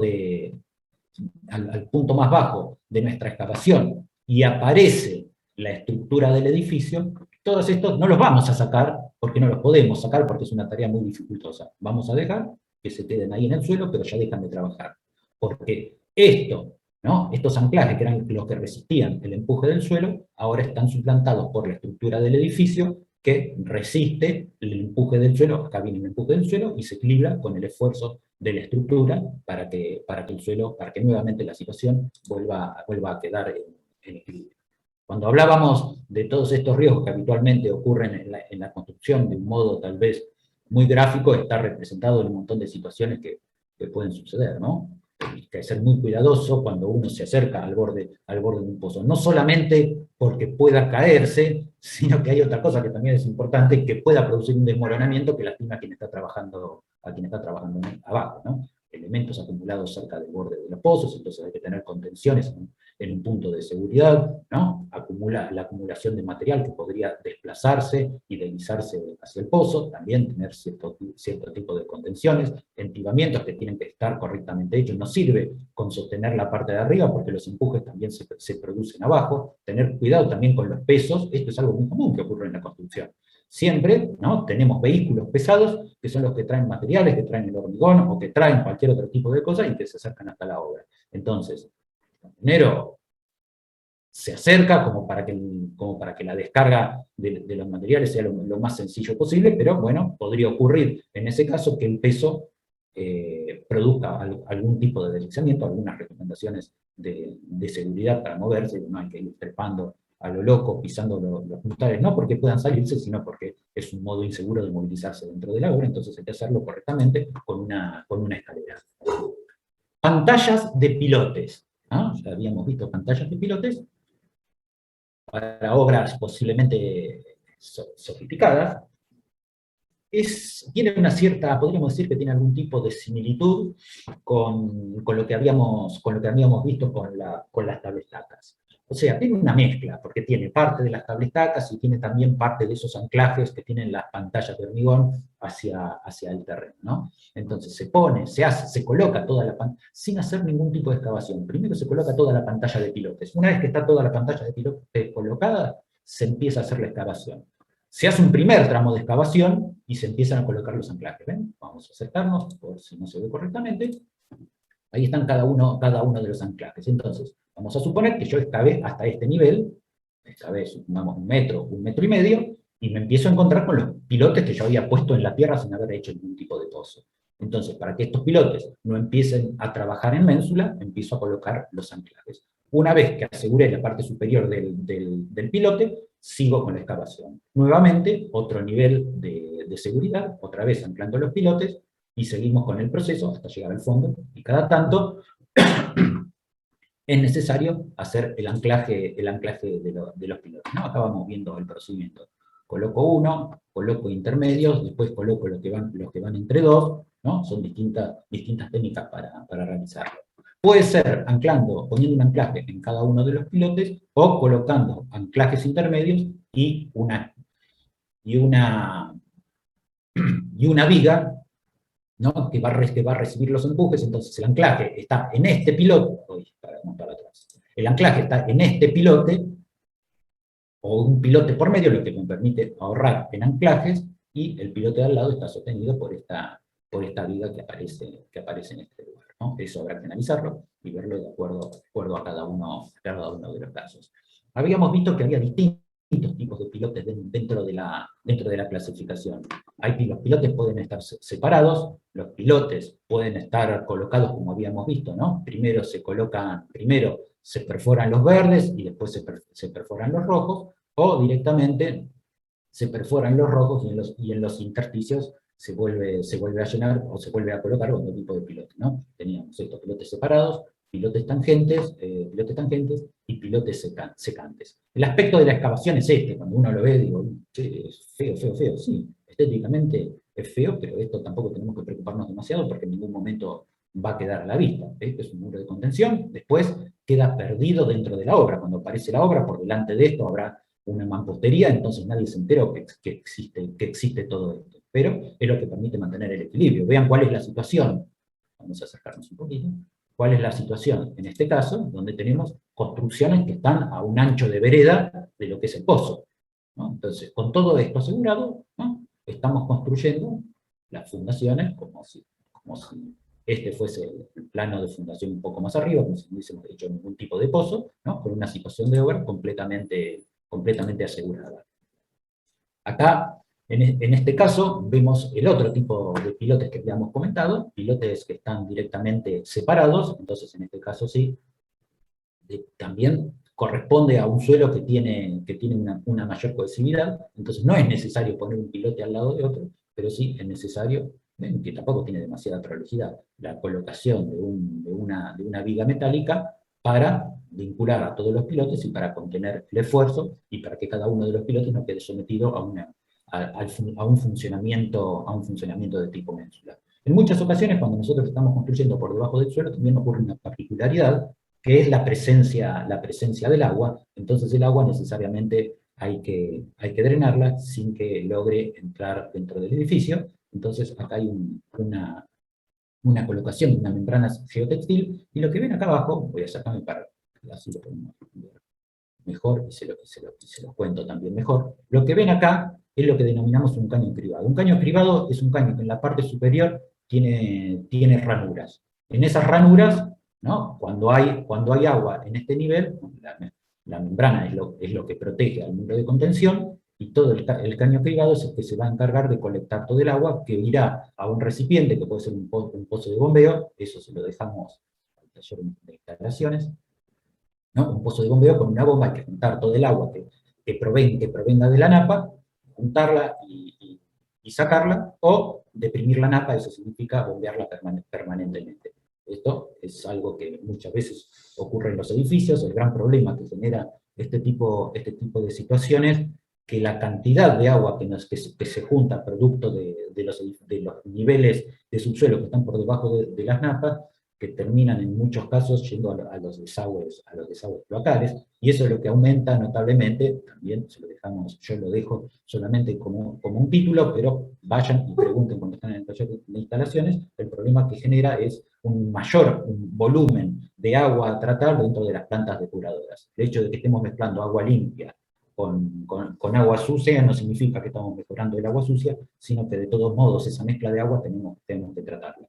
Otra situación podría ser sacarlo un pluvial, pero los pluviales van por el cordón, y entonces estaríamos en la presencia de agua permanente. Cuando está lloviendo y tenemos agua en los cordones, es algo inevitable, porque no podríamos echar toda la ciudad. Pero cuando en un día de sol tenemos que pegar el salto para cruzar la calle porque está lleno de agua, termina siendo una dificultad. Esto es algo que en la ciudad de La Plata ocurre a menudo, específicamente en el edificio del Teatro Argentino. Algunas de las conexiones de depresión de napa se han hecho directamente hacia las bocas de tormenta que están sobre la calle 51 y 9 y la calle 51 y 10, pero hay otras que están a mitad de cuadra, y entonces uno llega un momento, pasa un día como hoy, y ve salir una gran cantidad de agua absolutamente limpia, ¿no? Porque es agua de napa, no potable, ¿no?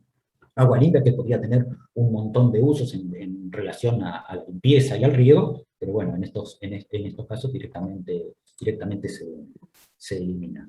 A veces, bueno, también está la colocación de anclajes. Esto también es más para obras viales, este tipo de procedimientos, este tipo de muros de contención, ¿no? También lugares donde nosotros posiblemente no estamos tan acostumbrados, o que no corresponden a la geografía de la provincia de Buenos Aires. Bueno, algunas zonas de la provincia de Buenos Aires sí tienen este tipo de geografía. Entonces en esos lugares, todo este tipo de situaciones de muros de contención, porque es necesario trazar la calle, que la calle es un plano horizontal, empiezan a aparecer todas estas obras, que son más obras, que obviamente son obras de ingeniería y no tanto obras de la arquitectura, en un proceso de 7 pasos. Acá más o menos podemos visualizar cómo es el sistema de colocación de cada una de estas situaciones, ¿no? Nuevamente, esto también lo vemos en obras viales, en la provincia de Buenos Aires, en autopistas, en un montón de lugares de esas características, cuando es necesario hacer cambios de nivel, pasos sobre y bajo nivel, para poder trabajar. Esto sí que podría ser algo bastante parecido a lo que es más similar a lo que es una obra de arquitectura, ¿no? Es un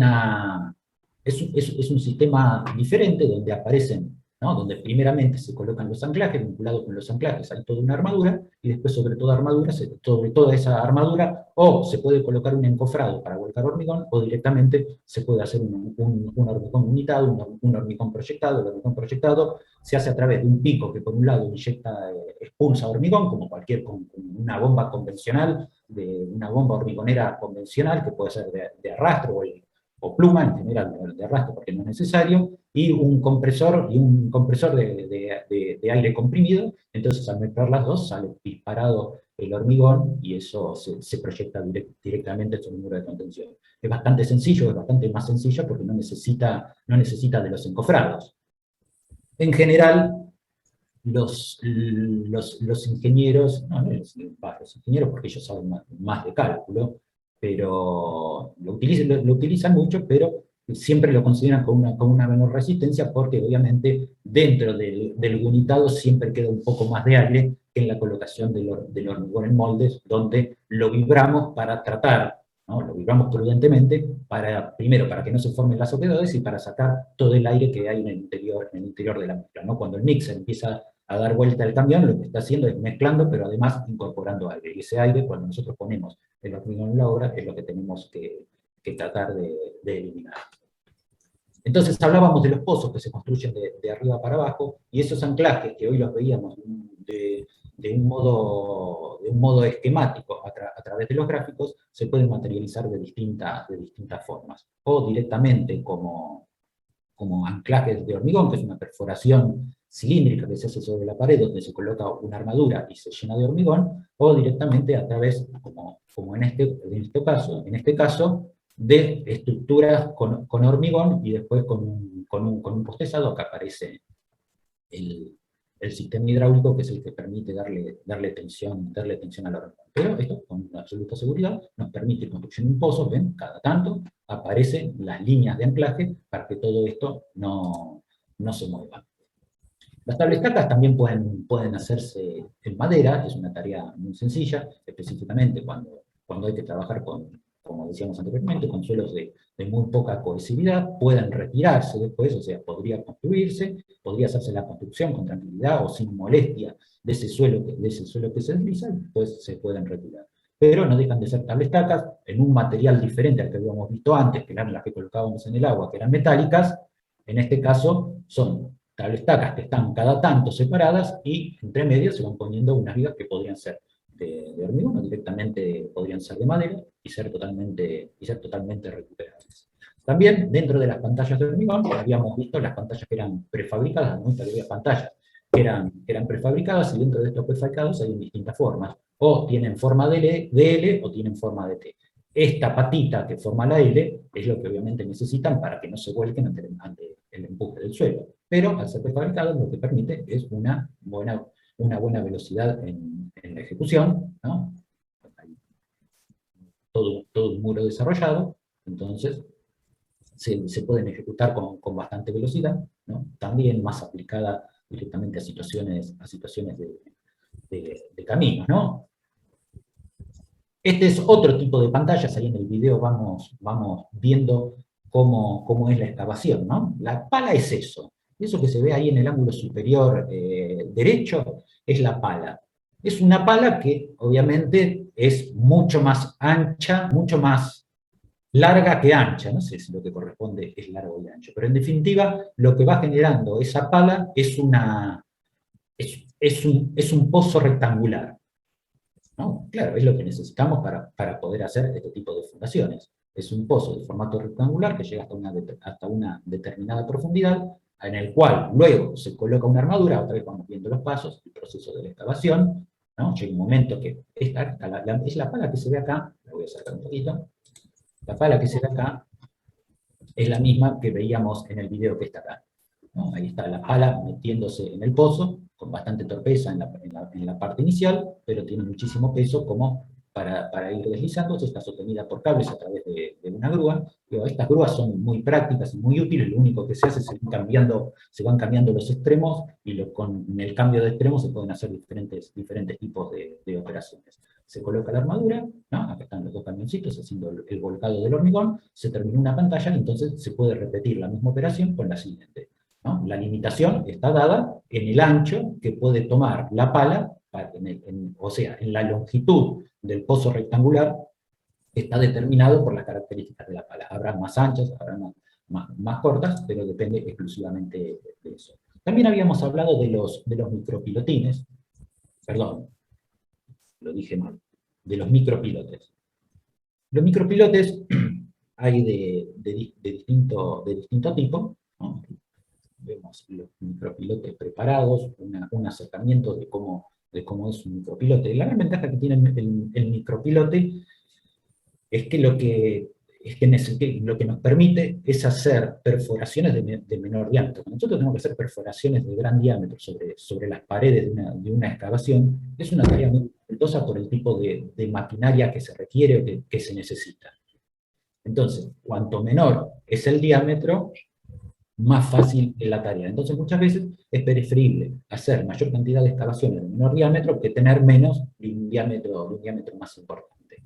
Entonces, en este procedimiento, vean que está formado por un tubo de plástico, unos estribos y una armadura por fuera. Los tubos de plástico no son continuos, acá se puede ver, ¿no? Están interrumpidos por unos manguitos de goma, o sea, una vinculación con goma, ¿no? ¿Qué es esto? ¿Ven? Una acá, otra acá, otra acá, otra acá. Adentro de este tubo se inyecta hormigón a presión, pero no se inyecta sin más. Primero la manguera debe bajar hasta la parte más profunda del pozo para garantizar que se llena en su totalidad. Si nosotros empezamos a llenarlo desde la parte de arriba, si se nos arma un tapón acá, bueno, aparentemente estaría todo lleno, pero todo lo de abajo está vacío. Entonces tenemos que introducir la manguera hasta el fondo del pozo, la levantamos un poquito y empezamos a llenar. Levantamos otro poquito y empezamos a llenar. Como el hormigón tiene mucha presión, o sea, tiene una presión que la puede resistir el caño plástico, un caño de PVC convencional, un caño de PVC que podría ser de 50 milímetros, tiene la capacidad de resistir, pero los manguitos obviamente son muchísimo más débiles. Entonces, a medida que vamos inyectando el hormigón a presión, los manguitos empiezan a estallar. Cuando estalla el manguito, el hormigón se empieza a desplazar, ¿no? Se empieza a desplazar a los costados, y así se va produciendo en cada uno de los manguitos. Esto lo que produce es aumentar muchísimo la adherencia que empieza a tener el micropilote con el suelo, ¿no? Acá se ven los manguitos, acá se ve el caño sometido a presión, el manguito que explota y cómo va armando todo ese pedazo esa parte con el hormigón. Después hay algunos que son un poco más sofisticados, que son prefabricados, que son más industrializados, pero yo lo que les comentaba es esta la gran dificultad, ¿no? Vean que, si bien es un dispositivo enorme, ¿no? La mecha, para las características o para el aspecto que tiene esta máquina, es una máquina fácilmente o relativamente fácil de manejar dentro de la obra, ¿no? Que permite hacer estos pequeños orificios en forma inclinada, y esa es la gran ventaja en el procedimiento de ejecución de este tipo de fundaciones. Después, cuando el procedimiento va terminando, el aspecto es este, ¿no? Es el muro de contención. Cuando estamos hablando de muro de contención para obras de arquitectura, habrá que analizar este caso particular, o cómo se tratan todos estos elementos salientes que después se pueden contar, porque como habíamos visto en el anterior, hay algunos micropilotes que son provisorios, mayoritariamente son provisorios, y otros que son definitivos. Porque, en definitiva, porque toda esa armadura queda en contacto, si bien queda en contacto con hormigón, bueno, es con un hormigón muy líquido, con un hormigón por un lado. Hay un hormigón que se coloca por adentro del tubo y otro hormigón que se coloca por afuera del tubo, o sea, entre las paredes exteriores del tubo y la pared de la perforación que hicimos. Entonces es posible que todo ese hierro que está por afuera, que inicialmente trabaja, con el tiempo se empiece a degradar, se empiece a corroer y ya no sirva más. Pero cuando eso se produce, el edificio ya está terminado. Si la obra se interrumpe y queda abandonada en el tiempo, ese muro de contención ya empieza a correr riesgos de desmoronamiento, porque son sistemas de anclaje que no estaban pensados como elementos permanentes, sino transitorios. Recuerden que cuando aparece la estructura del edificio dentro de la excavación, lo que sucede es una restitución del equilibrio natural que ese suelo anteriormente tenía. Acá vemos, ¿no? Seguimos con los micropilotes, pero para que sea más gráfico, vamos viendo cómo es el proceso de perforación. ¿Ven? Ahí tenemos la escala para poder dimensionar el dispositivo, tenemos la escala de la persona que está al lado. No es una maquinaria liviana, no es una herramienta de mano, ¿no? Tiene orugas para poder desplazarse, y como tiene que hacer fuerza para introducir la mecha dentro del suelo, es necesario que no se deslice, ¿no? Después se hará el sistema de anclaje, ¿no? Ahí está, se introduce, bueno, otra vez en la parte de la perforación. Después se va a introducir el tubo, y por último se coloca el hormigón y la lechada que sirve para recubrir el micropilote, ¿no? Habíamos visto, acá lo vemos tal vez un poco más presente, recuerdo. Este es otro tipo de micropilote, ¿no? Este tiene separadores para no tocarse con todo lo que es las paredes del pozo, se rellena todo con hormigón, y después, a partir del cabezal, se pone el gato hidráulico, y se hace el tesado de los cables. Entonces queda un micropilote, ¿no? Con un sistema post-tesado, ¿no? Otro sistema, acá vamos viendo otra aplicación, combinada también, no en todos los pilotes, los pilotes tangentes, ¿no? Hay una pared de pilotes tangentes. Cada tantos pilotes aparece un micropilotaje para contener, para evitar el voladizo del pilote vertical. Bueno, y obviamente tiene que aparecer una viga que se hace con un perfil metálico, que es la que va vinculando a todos los pilotes que no tienen ningún tipo de soporte, ¿no? Entonces, en la secuencia que habíamos visto, ¿no? En el primer paso colocamos los pilotes, empezamos a excavar. Cuando ya excavamos, hacemos el primer nivel de anclaje, seguimos excavando, hacemos el segundo. Bueno, habría un paso intermedio. Antes de llegar al tercero, habría que ejecutar el segundo, y después excavar hasta el tercero, ¿no? Las imágenes que corresponden a este tipo de situaciones son más o menos las que se muestran acá, y el aspecto que posteriormente tienen las fundaciones es más o menos de estas características. A veces, las excavaciones son muy complejas, porque no solamente hay que sostener el suelo, sino, bueno, este es un caso bastante particular, donde era necesario conservar una construcción. La construcción se la ve bastante deteriorada, no sé cuál es el valor histórico, pero evidentemente debe tener algún tipo de valor histórico que justifica su colocación o su mantenimiento en este tipo de condiciones, ¿no? Obviamente una situación muy, muy compleja para resolver, porque hay que convivir fundaciones existentes con fundaciones nuevas que posiblemente después se van a reparar, ¿no? Pero también hablábamos hoy de qué es lo que sucede con el agua del subsuelo, ¿no? ¿Cómo es esa red? Hoy habíamos visto sobre el perímetro de un muro de contención la ubicación de un caño privado que permitía la recolección de lo que era el agua de napa. A veces el agua de la napa no está tan abajo y es muy superficial, entonces podemos tener el subsuelo de un edificio que está por debajo del nivel freático. En esos casos, lo que tenemos que hacer es lo que denominamos losa de supresión. Lo que hace esa losa, lo que ocurre muchas veces, es que el peso de la tierra que nosotros estamos sacando es menor al peso del edificio que estamos colocando. Si esto es así, como sucede en muchos casos, el equilibrio sigue roto. Entonces, ¿qué sucede en esos casos? Bueno, el suelo, si nosotros tenemos la presencia de agua en el suelo, ¿no? Esa napa freática tendería a empujar el edificio, así literalmente, puede levantar el edificio. Entonces, ¿qué tenemos que hacer? Bueno, deprimir o restringir la fuerza que produce el nivel de la napa freática sobre el edificio que nosotros estamos construyendo.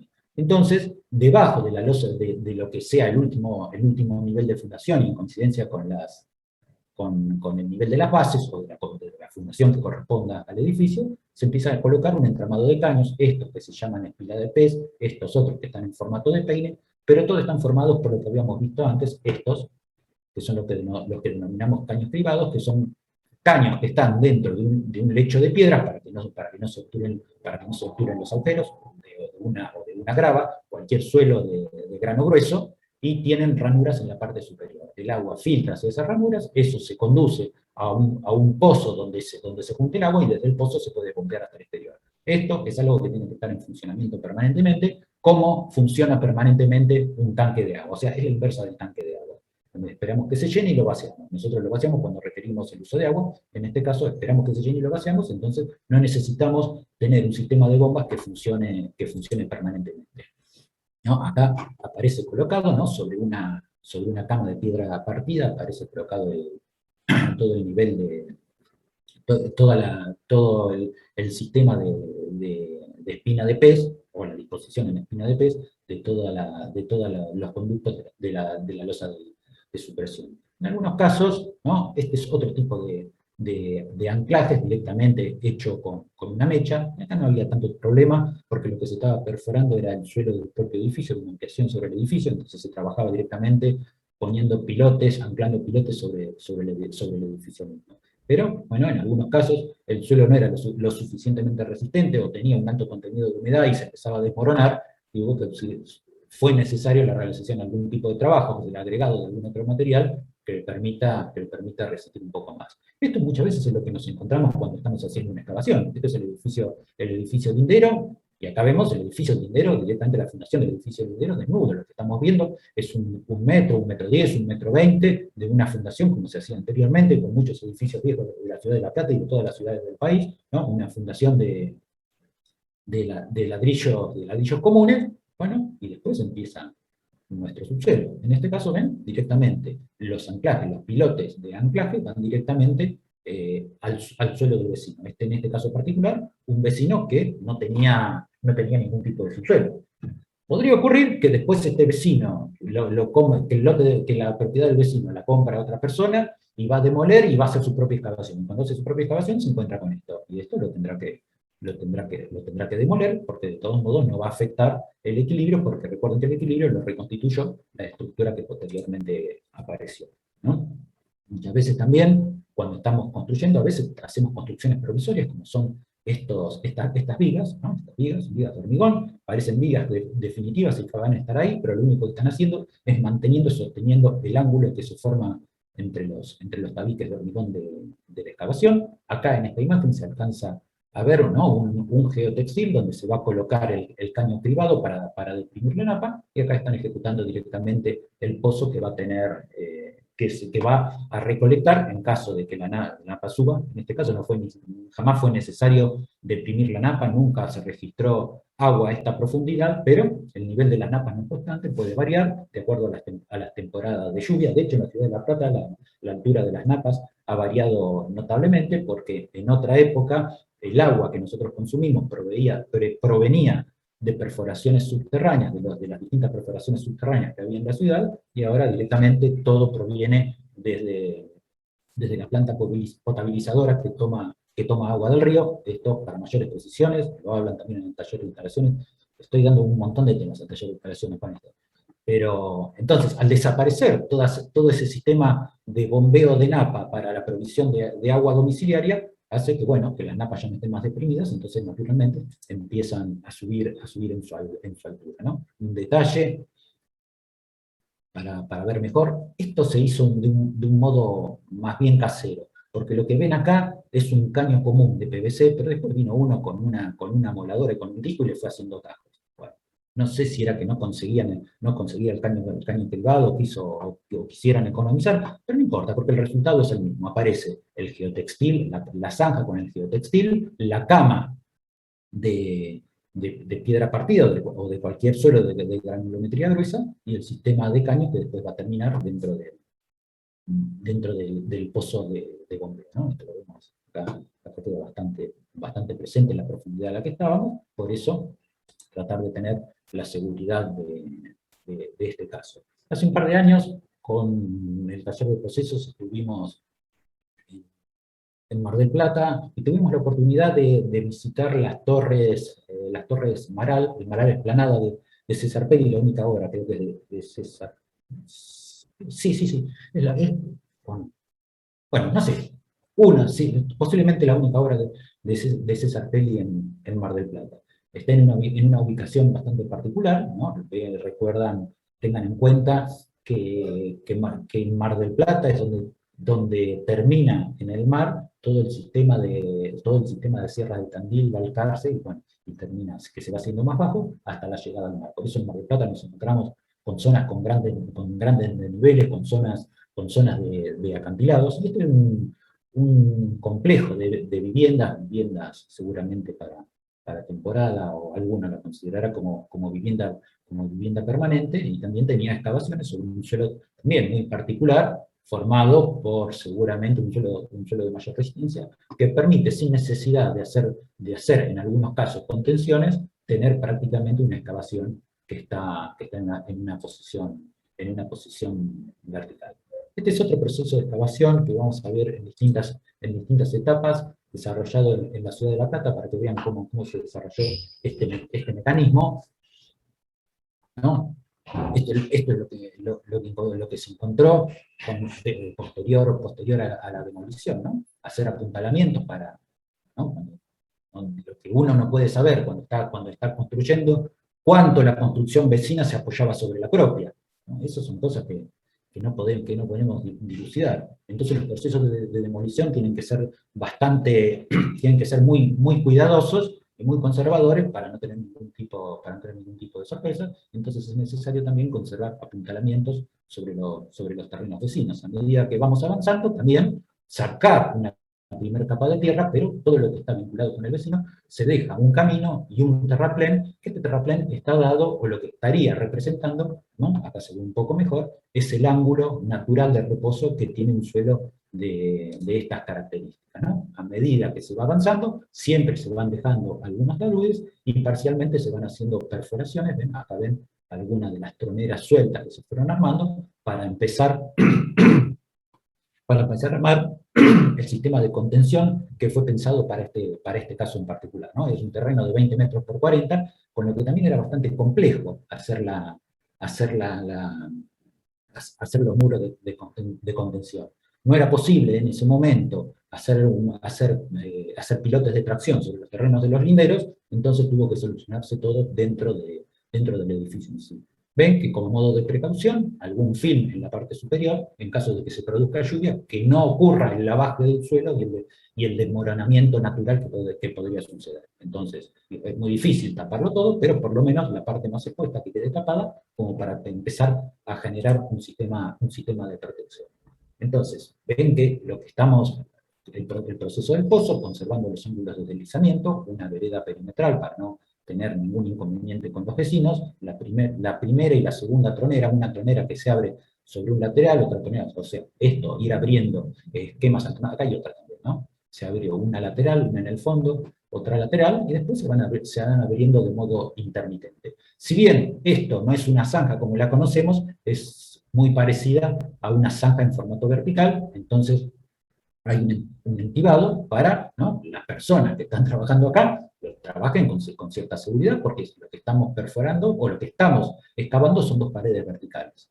Entonces se hizo la fundación, se hizo, en este caso, se hizo con hormigón proyectado, para que no sea necesario construir un encofrado, y en este proceso, nuevamente, se empezaron a hacer costillas triangulares de hormigón, contrafuertes de hormigón. Ven que la tabla del encofrado se coloca solo de un lado, y después ahora vamos a ver cómo la persona con el vomitado empieza a tirar el hormigón, y el hormigón no se va a caer, va a quedar todo vertical.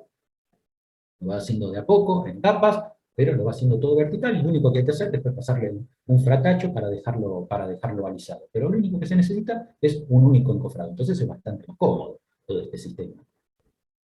No tenemos que esperar tanto el periodo de desencofrado, obviamente no tiene la resistencia y tiene que seguir todo apuntalado, pero es bastante más sencillo. Este contrafuerte, la contrapartida que tiene, que lo vamos a ver en el proceso con un poco más de detalle, ¿no? Acá está la persona proyectando el hormigón, este es el proceso del proyectado de hormigón sobre el contrafuerte, y este es el contrafuerte terminado. Entonces, como no tenemos otro modo de contener el suelo, lo tenemos que hacer desde adentro, lo tenemos que hacer con esto, que aunque se ve muy incómodo, de hecho lo es una construcción provisoria. Esto es hormigón estructural, y esto después hay que demoler.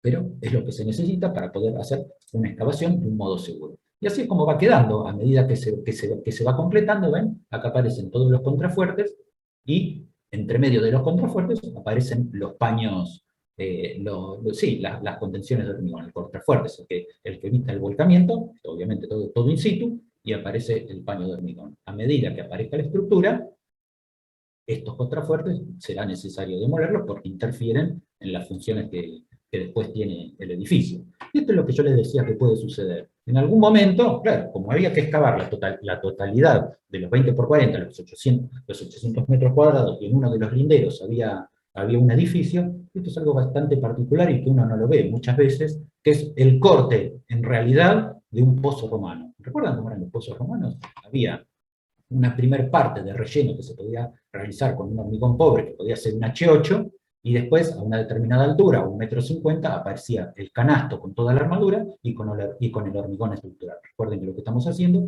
es trasladando hasta el nivel superficial, o hasta este nivel, ¿no?, la resistencia que puede tener el suelo a otra profundidad. Cuando nosotros lo cortamos, ¿no?, esto se hizo cuando el vecino cuando el lugar donde está ahora la excavación era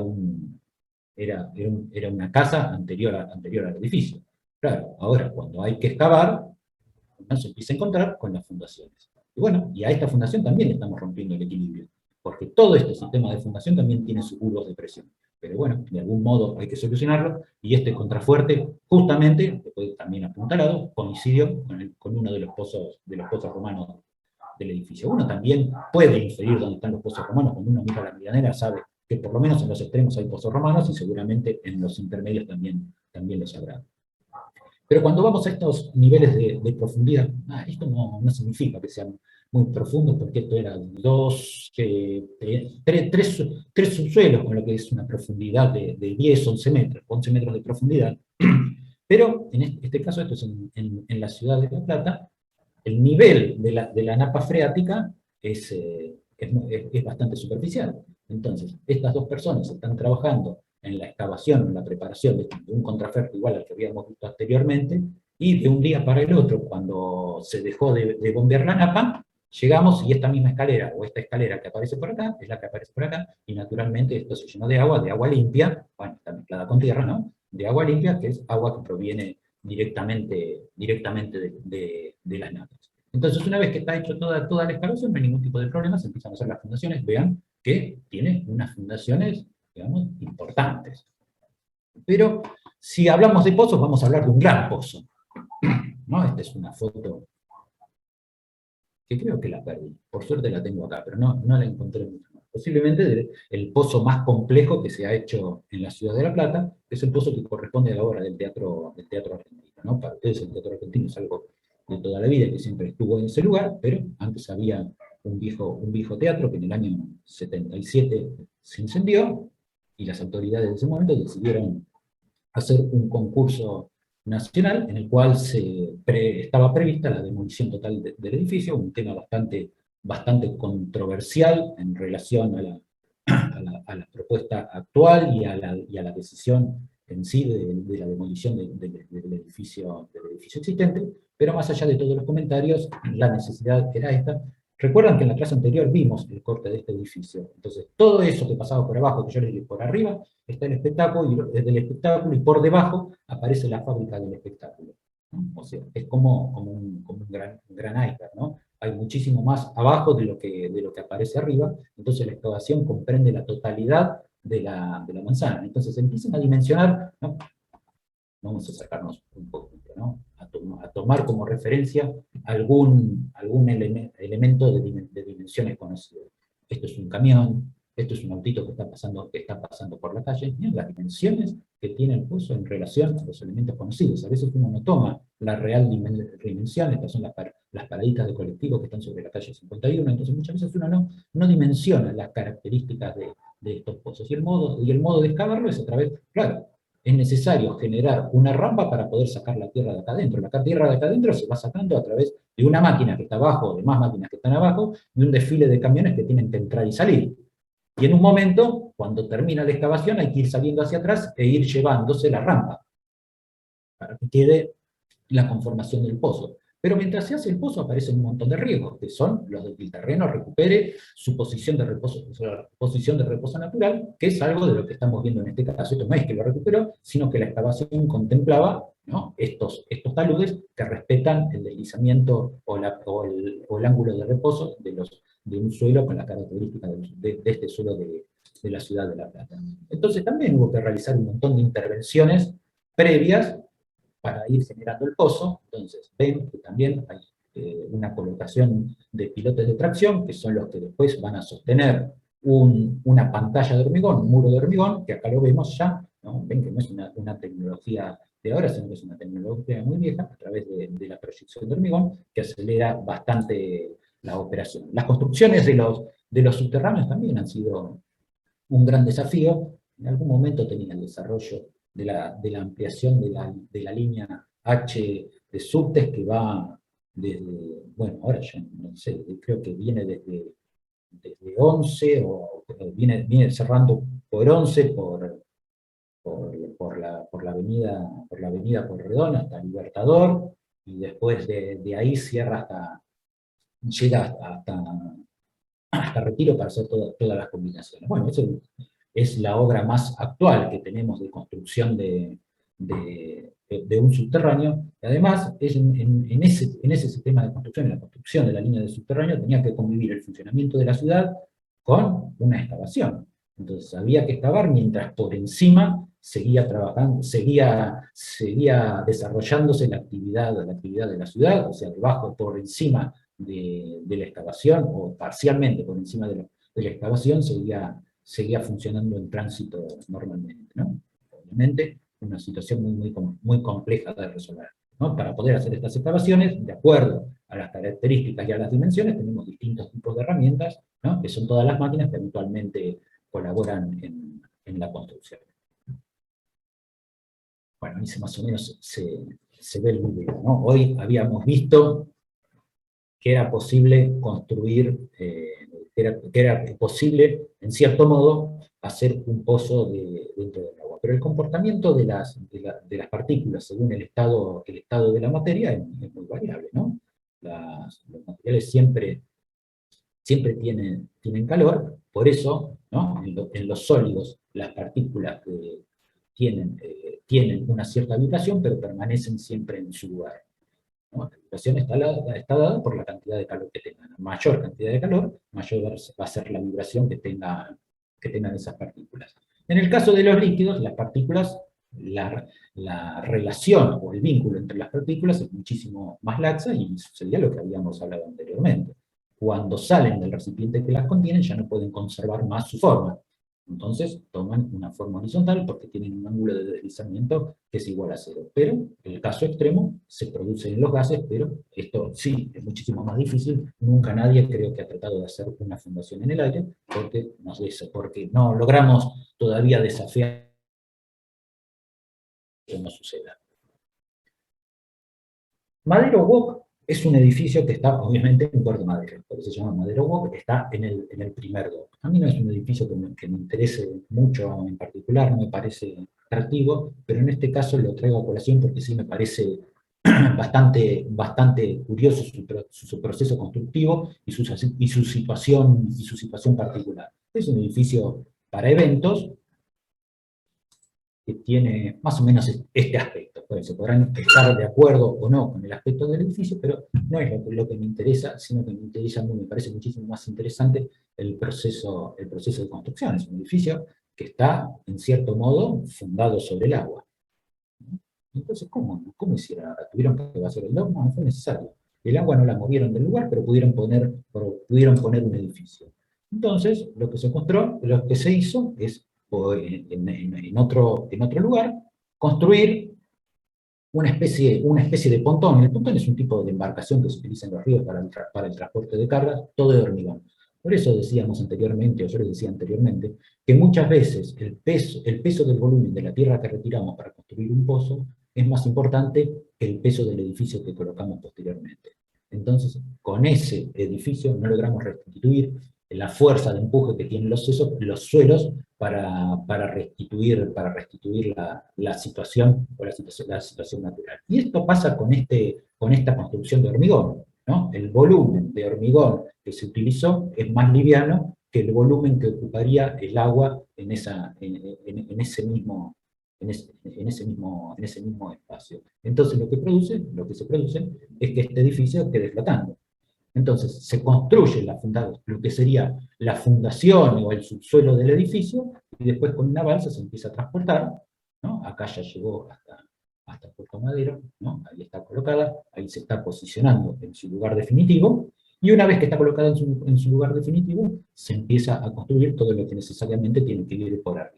No es el único caso, ¿no? En Finlandia hay otro edificio que es bastante parecido, que parece también un edificio destinado a los espectáculos, y también tiene una situación similar, ¿no? Con la particularidad que en el caso de Finlandia, por ser un clima extremo, el espejo de agua en una época del año se congela, pero sí, prestemos atención, voy a hacer un acercamiento para mostrar lo que me interesa particularmente mostrar. ¿Ven? El edificio no toca el suelo, está flotando en el agua, en la parte inferior aparecen las salas de máquinas, y lo que tiene es, ¿no?, un anclaje, que es lo que le permite mantenerse dentro del lugar. Claro, si no se va flotando y vaya a saber a dónde. Entonces, lo único que hay que garantizar es que quede en el lugar, pero después, ¿no?, este anclaje es articulado de modo tal que cuando varía la altura del pelo de agua, el edificio puede subir y bajar, ¿no? Si lo anclamos directamente, llega un momento que el edificio se limita. Y esto en el Madero World, no tengo exactamente el dato,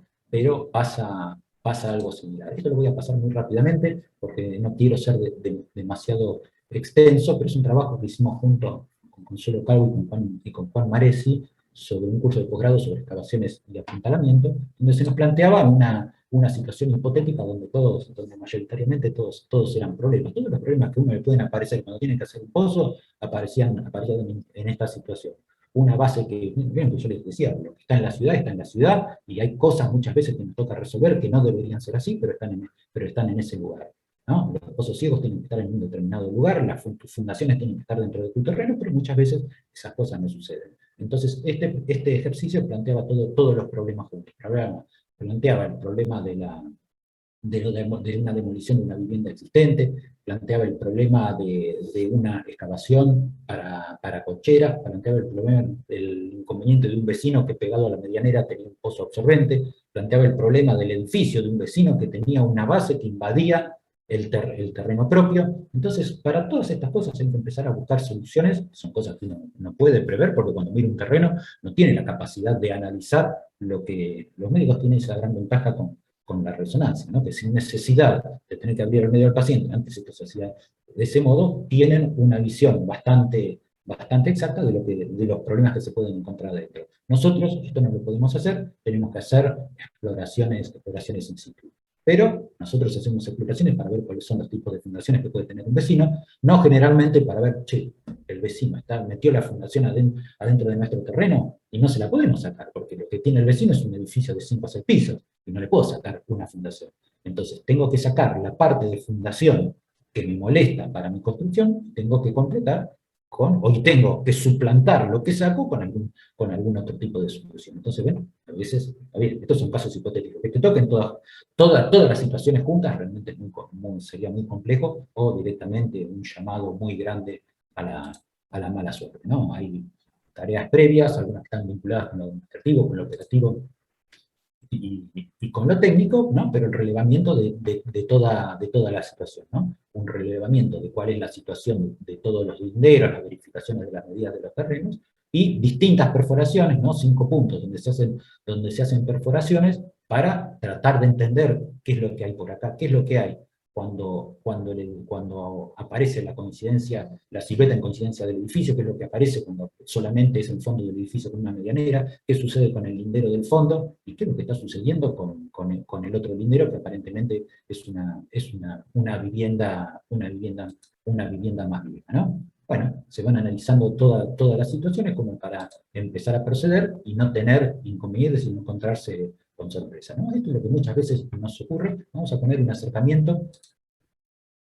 No era de este caso, pero venía al caso porque esto es algo que una vez me sucedió. Nunca estuve por debajo de una fundación, salvo en esta oportunidad.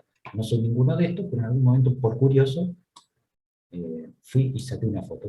Una base totalmente descalzada. Una situación extremadamente peligrosa. Acá también, esto es lo que podemos encontrar muchas veces cuando hacemos la excavación para nuestro terreno, encontrar con que el lindero mágicamente hizo una zapata centrada cuando debió haber hecho una excéntrica. La hizo, o el que la tenía que ejecutar, la ejecutó. Entonces no puede decir, bueno, che, necesito cortarte esto porque me molesta porque está dentro de mi terreno. Bueno, acordate, sí, está bien, cortarlo, pero si vuelvo a cortar, el edificio se te cae en la cabeza. Entonces podemos cortarlo siempre y cuando suplantemos este transporte de cargas que realiza este sector que nos está invadiendo para no tener ningún tipo de inconveniente. ¿No? Obviamente, por si todo eso fuera poco, había un estudio de suelo que establecía un nivel freático que estaba por encima del nivel de fundación. Entonces también para todo este proceso era necesario realizar depresión de la nata, ¿no? Después la documentación técnica con la que contábamos y la distribución de fundaciones de acuerdo al problema arquitectónico que había que resolver en el terreno donde teníamos que hacerlo, ¿no? Organizar los distintos niveles de la perforación y el tipo de fundación, perdón, de la perforación no, organizar las distintas etapas y los niveles de excavación y empezar a establecer los distintos mecanismos por cómo se iba a ir procediendo. Atender al problema de esa base que aparecía, ¿no? Distintas opciones, o hacer una base dentro de nuestro propio terreno que trabaje en modo de ménsula o en modo cantilever, tratar de vincular la base y hacerla descargar en las bases propias, sobredimensionar las bases propias para descargar parte del peso del edificio sobre las bases propias. Bueno, hay distintas opciones que se podían estudiar, o directamente suprimir una parte de la base invasora y suplantar eso a través de un micropilotaje que produce un refuerzo en la superficie de lo que es la superficie de apoyo de la base existente. Bueno, ¿no? Hay algunos procedimientos de cómo se puede hacer un micropilotaje en este tipo de situaciones. No se preocupen que ya estamos llegando al fin, porque esta, aunque no lo crean, fue la última. Bueno, creo que he sido extenso, pero recuerden, como dijimos anteriormente cuando empezamos la clase, el tema es delicado, el tema requiere reconocimiento. Todo lo que yo hablé no tengo ningún conocimiento, no sé absolutamente nada sobre las cuestiones de cálculo. Todo lo que dije es lo que sé, y son cuestiones conceptuales que son las que permiten en la vida cotidiana hacer frente a los desafíos que tienen las obras de arquitectura. Bueno, a todos los que llegaron hasta acá, 141, descuento los docentes, muchas gracias.